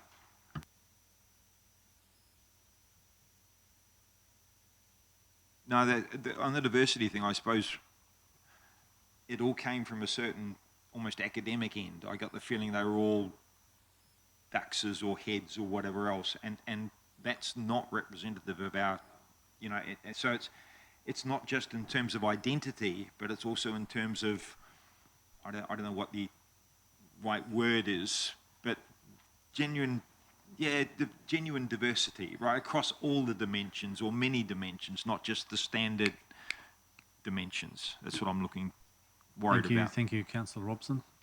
Councillor Baldock. Just quickly, paragraph 14, Gareth, where does the NZSO play here when they come? Bakewell. Do they? Mm. So they've only recently started coming back. Yeah. I think might only be 1 year. So Yeah, I never knew they could actually fit in there and perform there, so that's good news.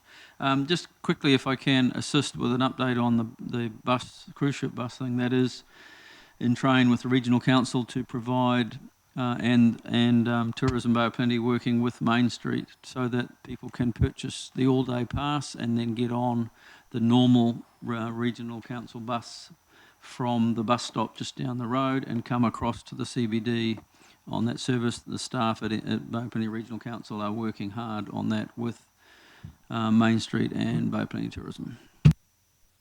Thank you. Any other questions from elected members? So we have a recommendation on page 87 to receive the Community Services General Manager report. Moved by Councillor Baldock, seconded by Councillor Hollis. Any discussion? I'll put that. All those in favour say aye. Against? Carried.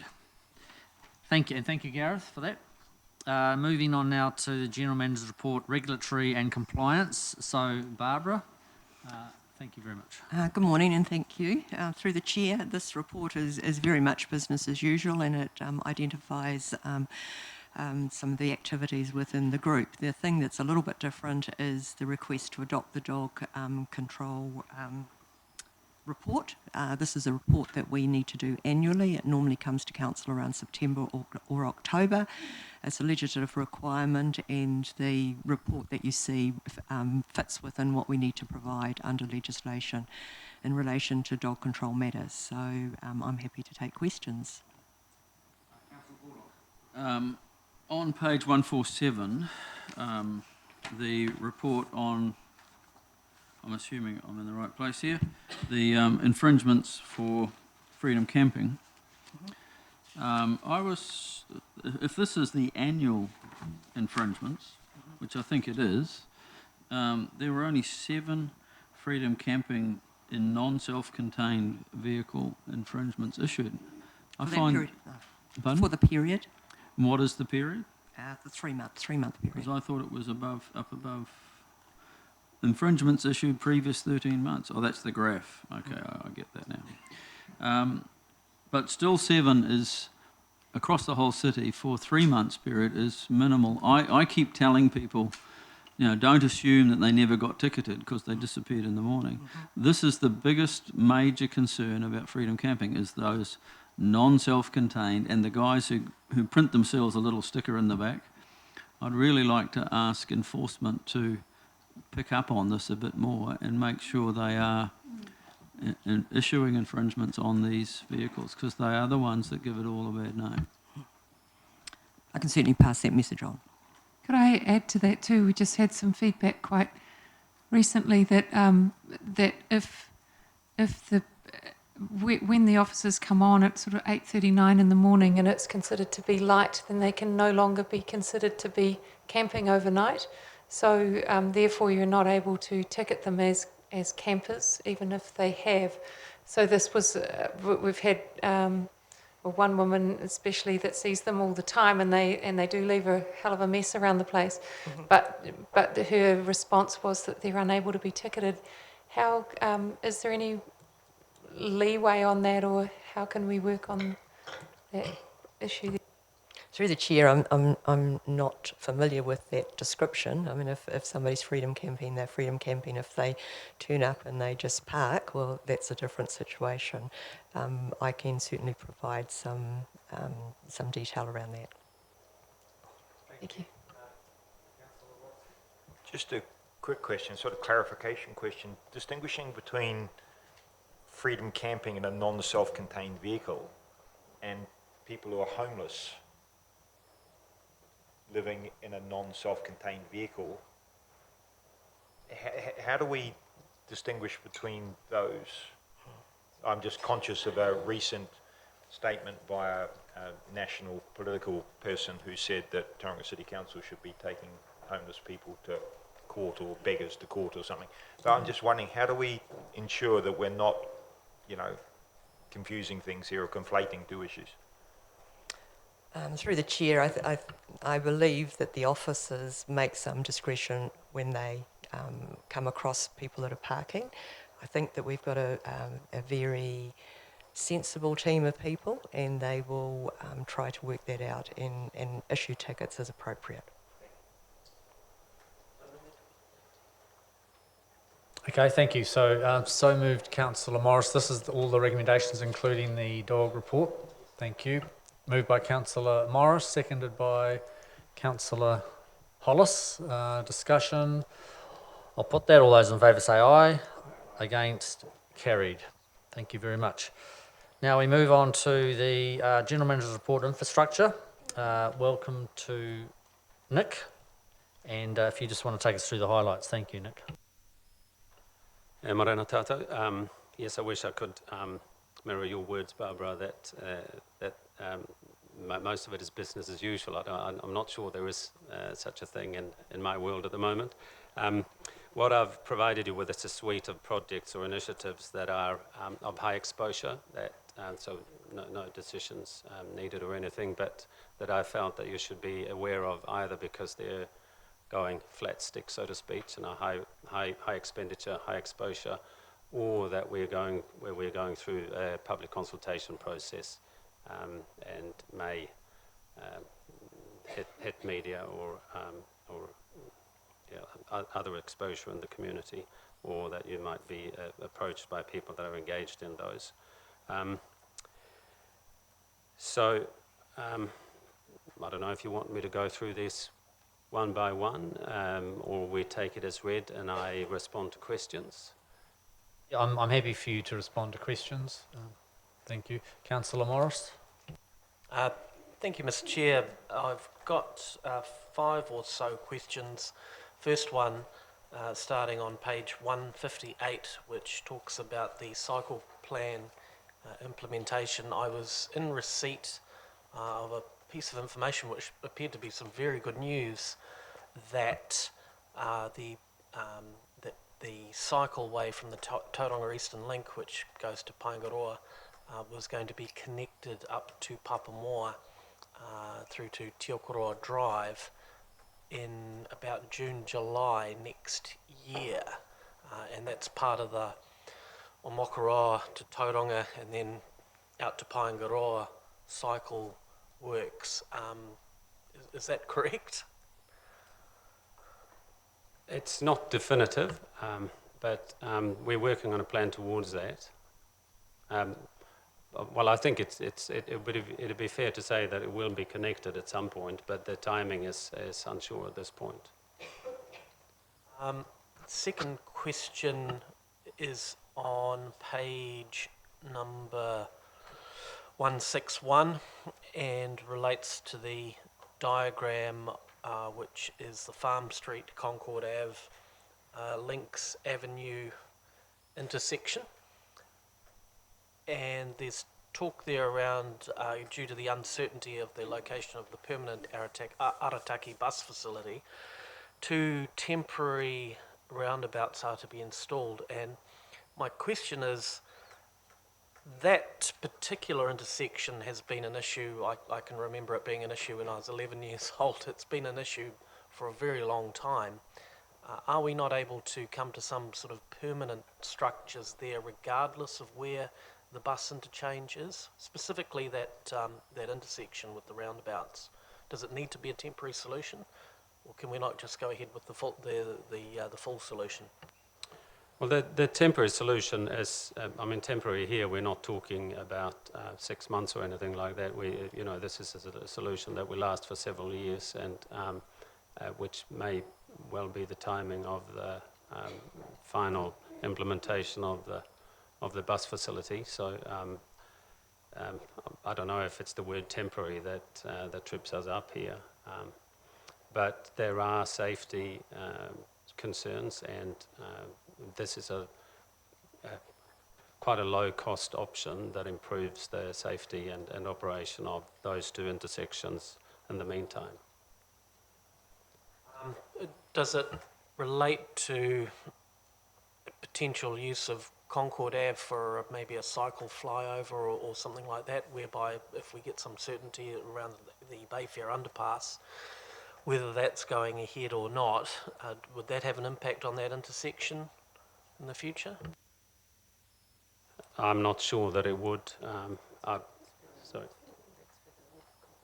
Yeah, the Concord one is quite a long way away from this, but I assume your question is meaning whether this facilitates the better utilisation to get to that point.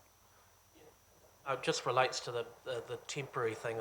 Of course, you've explained the definition of the word in this case to me, but I just pose the question. It can be rhetorical if you like. I wonder if maybe we should be considering a permanent solution there, given that it's always going to be an issue. Yeah. So I think that's maybe, if there are any questions on the cycle project, that might be something that we cover under that. With a route selection and the strategic routes for the cycle project that are supported by the Transport Agency. Thank you. Working through your worship, not your worship, Mr. Chair. No, that's your worship over there. Mr. Chair, page. Well, this is just off the top of my head. It's 2 particular projects again in Arataki, not specifically relating to the cycle plan, but there is a proposal to have a pedestrian crossing on Ocean Beach Road. And the location of that is being investigated by staff. And there was also a proposal to have a roundabout in Arataki, I think on the corner of Hawea and Patterson Street. What is the time frame for both of those projects, the pedestrian crossing across Ocean Beach Road and the roundabout in Arataki? Excuse me, through the chair. If we start with Arataki, since we're there already, that roundabout was planned to be put in last year, and through funding constraints we didn't. We do have a design for it, and we can go through a consultation process and go ahead and build that, given approval here. So this is something that we could put to council early in the new year. We have a pretty much a completed construction design for it, and it's, I guess, similar in the methodology as the ones we've already looked at. So it's sort of a low-cost option that we can do under current contracting models as variations. The pedestrian crossings. So we've identified quite a few locations along Ocean Beach and Papamoa Beach roads. There's 6 potential locations on Ocean Beach between Tweed Street and Girvan Road, and there's 3 potential locations on Papamoa Beach Road. They are going through final analyses in terms of safety and functionality at the moment. We're we will have that wrapped up in January, and then going through an approval process. We're looking at the earliest, it'll be April time for construction. Installation is probably a better word than construction. These aren't signalised or zebra crossings. They are pedestrian refuges, which there are a couple there already. I'm not too sure if you're familiar with the layout of those. And final question, thank you for your indulgence, Mr. Chair, relates to Domain Road in Papamoa. And for reference, I'm looking at page 163 and 164 of the agenda.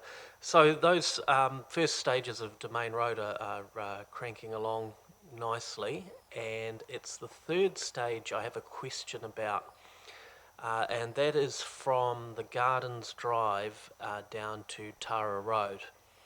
And council was waiting to get some surety on land development closer to the main highway on what is colloquially named Riddle's Farm. And so my question is, are we able to make a decision sooner rather than later on that third stage? And if we don't have certainty on what the development options are down there, can we just get on with that, because it is the worst section of the road? Can we make a seamless move from once the works get to the Gardens Drive to the next stage, rather than sort of waiting for the developer to give us clarity? Yeah, through the chair. Yeah, it is a tricky one. We could design and go ahead and build something, but it might not be the right solution. So I think we have to apply some patience here until we know how we're going through the negotiations or the options development with the development fraternity. Is there any time frame we're working to in terms of getting answers from those developers? Again, I don't want to labour the point, but that is the worst part of the road on the Peat. It's bumpy, it hurts my suspension, and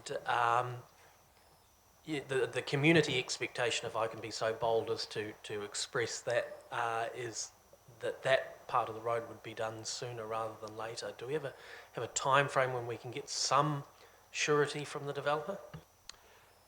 I couldn't hazard a guess. I wouldn't want to hazard a guess. I'm looking to CJ for it. No, she's not a guessing person either, by the looks of things. So, but we can find that information out and provide it to you. So there have been ongoing discussions. I just don't know what the latest update is. So.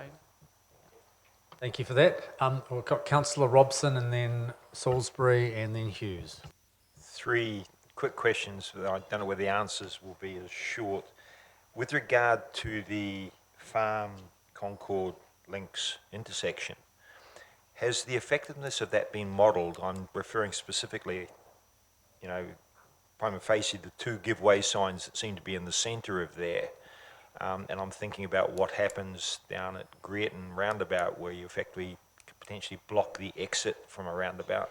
Has that actually been modelled, that design? This is the one on page 161, top of the page. Has it been modelled? Functionality in terms of throughput? Yes. I'm wondering now if this is one that went through the SANF. Yeah. So it has gone through a modelling which is about which assesses not only the throughput but also from a safety perspective. Okay. So it's a functionality look at it as well as a safety audit. I apologise for being a layperson, but those 2 giveaways there give me pause. 2 other topics quickly, and it relates to your introduction, Nick, the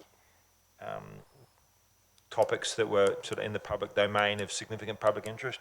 One of them you referred to tangentially, which is the Monganui Girvan interchange underpass. Do we have an update on where we are for that? There's a lot of people in the public would love to know that, and there's sort of nothing in the report.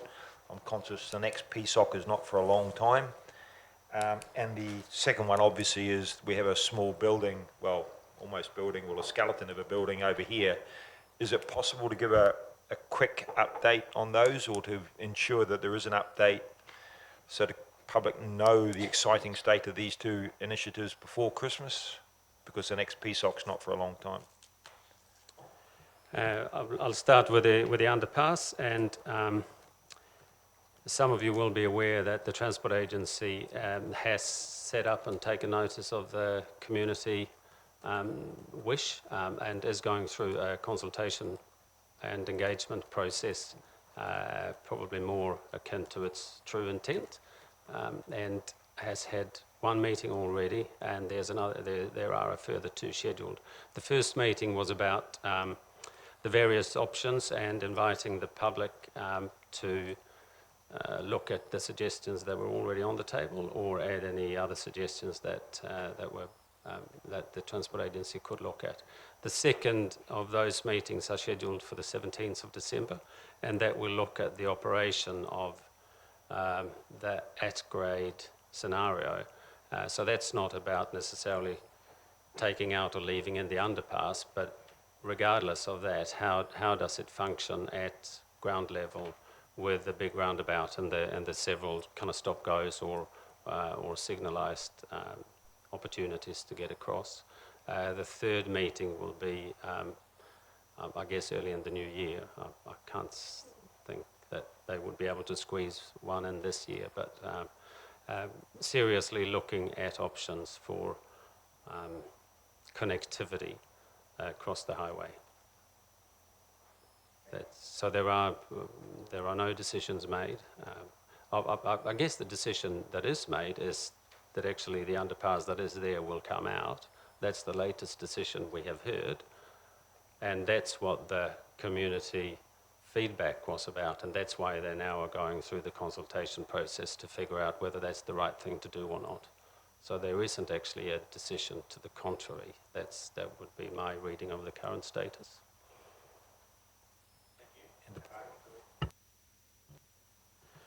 With the parking building, we are looking at strengthening options and going through a process of looking at what we can do in terms of foundation strengthening, seismic strengthening, and we have developed half a dozen, five viable options that are now being costed. So some of them will alter the function slightly of the building, which means that the revenue stream will be different. So we are doing some financial modelling around what the costs would be in relation to the revenue and how that would work out long term. So we are looking at putting those up to council on the 10th of December. Councillor Salisbury. I'm just wanting to find out about a safety crossing for Malimi Street, which we mentioned yesterday. So a member of the public's been trying to bring that to attention for about 3 years. There's a really unsafe crossing to a school, Green Park School. Is that a part of the work that's being done in Gretton? And if not, is it something that we can escalate? Thank you. Surely I must be through my allocated time now, is it? No? No? Right. It's always a very interesting area.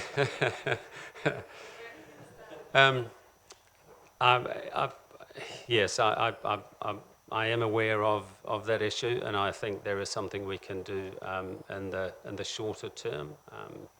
The point of the delay was to weave it into the bigger picture and what it means for functionality and throughput and all of those things.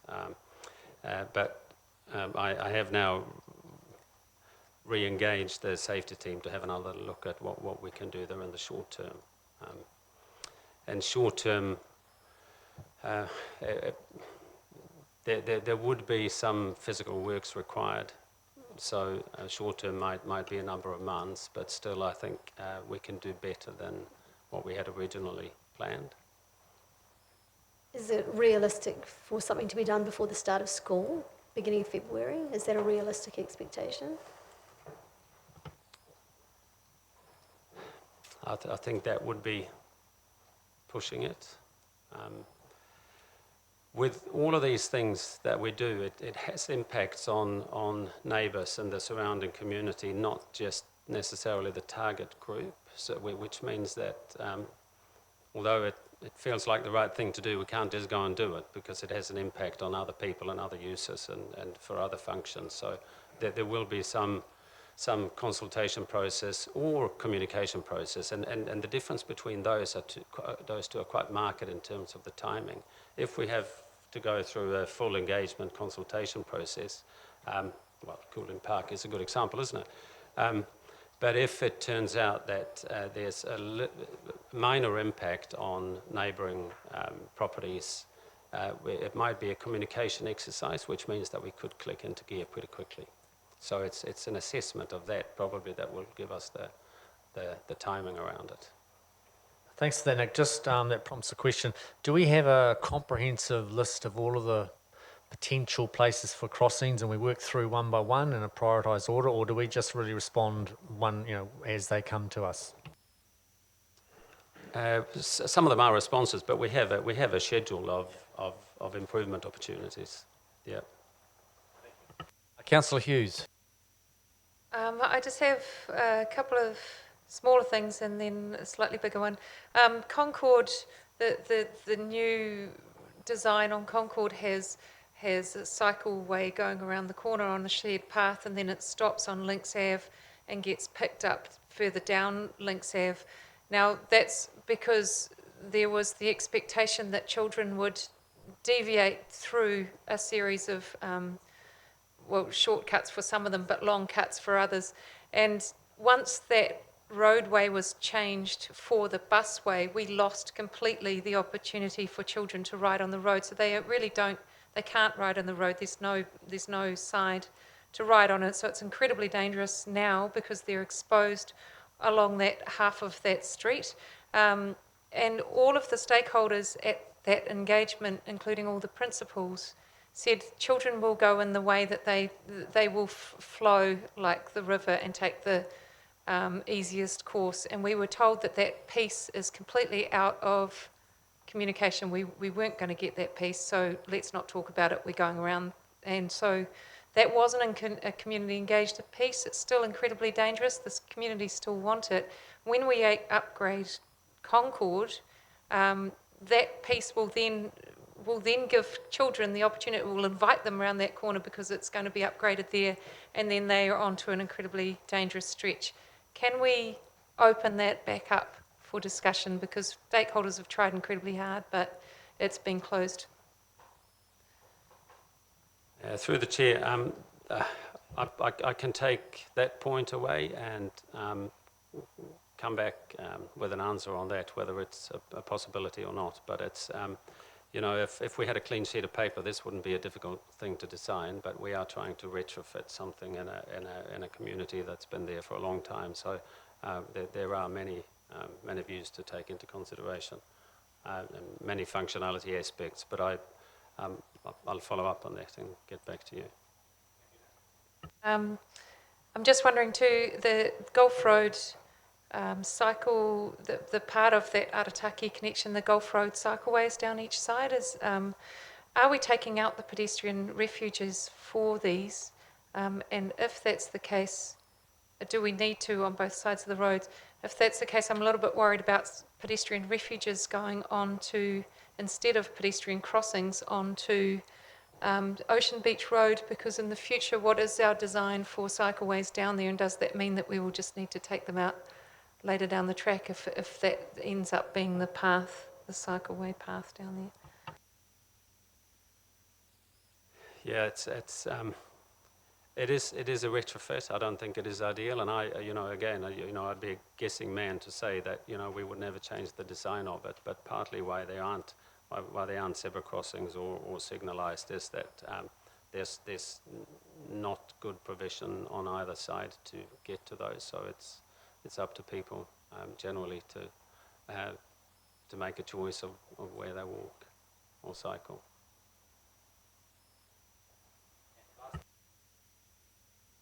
we're going to go through the cycle.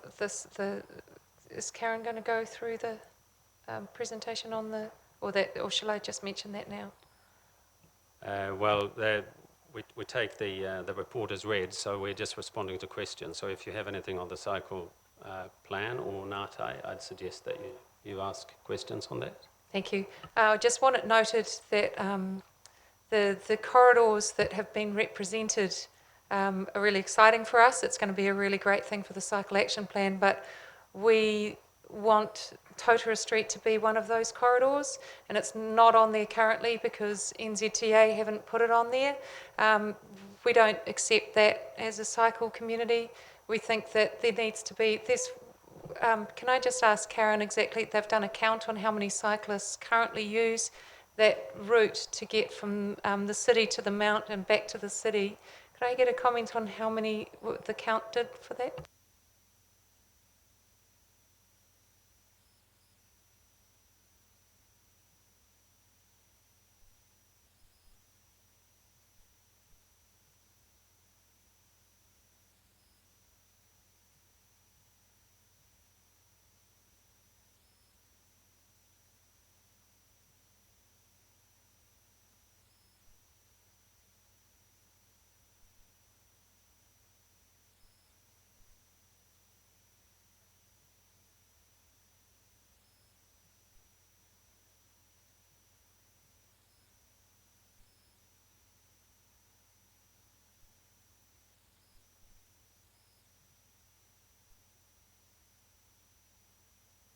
Yeah, I understand that. Can I just then put in the cycle community want to see some temporary, a lot of signage along there. They want to see any kind of solutions that can make it safer. It's an absolute accident waiting to happen. There's thousands of trucks down that street. So can we just put that in the report? Thank you, Heidi. And did I hear that that's going to be part of the UFT process? So the whole Hewlett's Totara Monganui is all part of the UFT. That's not short term though, that's looking at medium to long term. And then once the function and form of each of those key parts of the corridor and how they're going to work from a multimodal perspective, looking at all the types of vehicles and non-vehicles, then we'll be able to then proceed and look at how the cycles fits into that. But the other elements need to be considered as part of this equation. That's medium and long term. We're just talking short term. Can we just acknowledge that short term cyclists are very concerned? Thank you. So that'll be noted in the minutes. Thank you, Jenny, that your concerns have been raised. Yep. Thank you. Right, any other questions of Nick? There are none. So who'd like to move that we receive Nick's report? That's Councillor Morris, seconded by Councillor Arbery. Any discussion? Thank you, Councillor Morris. Yeah, briefly speaking to it, using or appropriating Her Majesty's powers to advise, warn, as an individual councillor, I would really urge council staff to consider, when it comes to stage 3 of Tara Road, balancing the needs of the development community down there and the need not to potentially waste money designing a solution when there are changes afoot down there in terms of land use. That being said, that needs to be balanced quite strongly with the community's desire to get the road complete, and it's a long process. It's going to take 2 or 3 years for that entire stretch of road to be upgraded, and so I would suggest and advise and encourage staff to look at expediting conversations with the developer to get certainty so that we can roll that third stage in as soon as the second stage is complete. Thank you. Thank you. Any other discussion? I'll put that. All those in favour say aye. Aye. Against? Carried. Thank you very much. We have 2 more General Manager reports, the first one of which is people engagement. So Susan, thank you very much. Good morning, team. Thank you for the opportunity to bring you a snapshot of people and engagement over the last few months. Before I invite questions, 3 highlights to mention. The first, following on from our conversation last week, I'm pleased to confirm that our comms and engagement applicant, Avon Adams, has formally accepted the role yesterday and starts at the end of January, so we're excited to have her on board. Secondly, it's somewhat old news, but I'd like to commend the customer services team for their award at the Association of Local Government Information Management as winning the Customer Experience Best Team of the Year winner for 2019. I understand they took out over 60 other councils in taking away that award. And finally, I'd also just like to acknowledge the Democracy Services team, who you will all be familiar with. They've had not a business as usual last few months. They're a newly created team with a new leader, Coral, whom you all know. They've had a few big events in the last few months, notably embedding Info Council internally into our organisation, which is a new way of managing our council meetings and reporting. Secondly, they survived an election cycle, and our voter turnout was higher than it was the previous, with over 40% voter turnout, so that was a good win. Thirdly, they've been responsible in conjunction with Strategy and Growth for your induction program, which has been quite a big time commitment on their part. And finally, they've also commenced a working group to work on opportunities for improvement around our Lagoima, our Official Information Act requests in advance of the Ombudsman conducting an audit. So just an acknowledgement to the big few months that Democracy Services have had. And I will happy to take your questions, which I Thanks hope very much, I can Susan, answer. and certainly echo your congratulations to the various parts of your team, your various teams for the success over the last few weeks and months. Okay, any questions of Susan? Looks like everyone's very happy with what's going on in your area. Okay, so we can have someone move that we accept Susan's report. Mayor Powell, seconded by Councillor Robson. Discussion. I'll put that. All those in favour say aye. Against, carried. Thank you, Susan. You got off very lightly, didn't you? Well, sorry about that, Nick. Okay, final General Manager's report is Strategy and Growth, Christine Jones. Thank you, Christine. So that's through the chair. So noted in the report that much of the work that goes through the Strategy and Growth Group comes to the Mayor and Councillors through either the Urban Form and Transport Committee or the Policy Committee. So this report is relatively short. It's only other matters that come outside of that. What we've done is we've just put onto the formal record the induction process, so that shows what issues have been covered in the bus tours, etc., just so that's captured. A quick update in terms of the aspiration surveys. So we had over 700 responses at the time the report was written. I understand that's get closer to somewhere near the 1,000 mark about mid of last week. So we'll give you an update as that moves ahead. And then the only other matter was just an update on the Marine Park. We've had some further correspondence which we're just bringing to the attention of the council and putting it on the record. So happy to answer any questions. Any questions of Christine? On the Marine Park revocation, obviously that one person or one member of the public has written to the minister. Now, has that involved like slowing the whole thing down? Has that resulted in that or not really? We haven't been advised, so we haven't had any update. We have tried to get some indication of timelines and process, and they're just saying it's still in train. Okay, thank you. Any questions of Christine? Thank you. So, would someone like to move receipt of Christine's report? Councillor Robson, seconded by Councillor Abri. Any discussion? I'll put that. All those in favour say aye. Against, carried. And there's no late items. So, ladies and gentlemen, that is the close of this PSOC meeting. Thank you very much for your input and engagement. Thank you, staff and members of the public, and we'll declare the meeting closed. Thank you.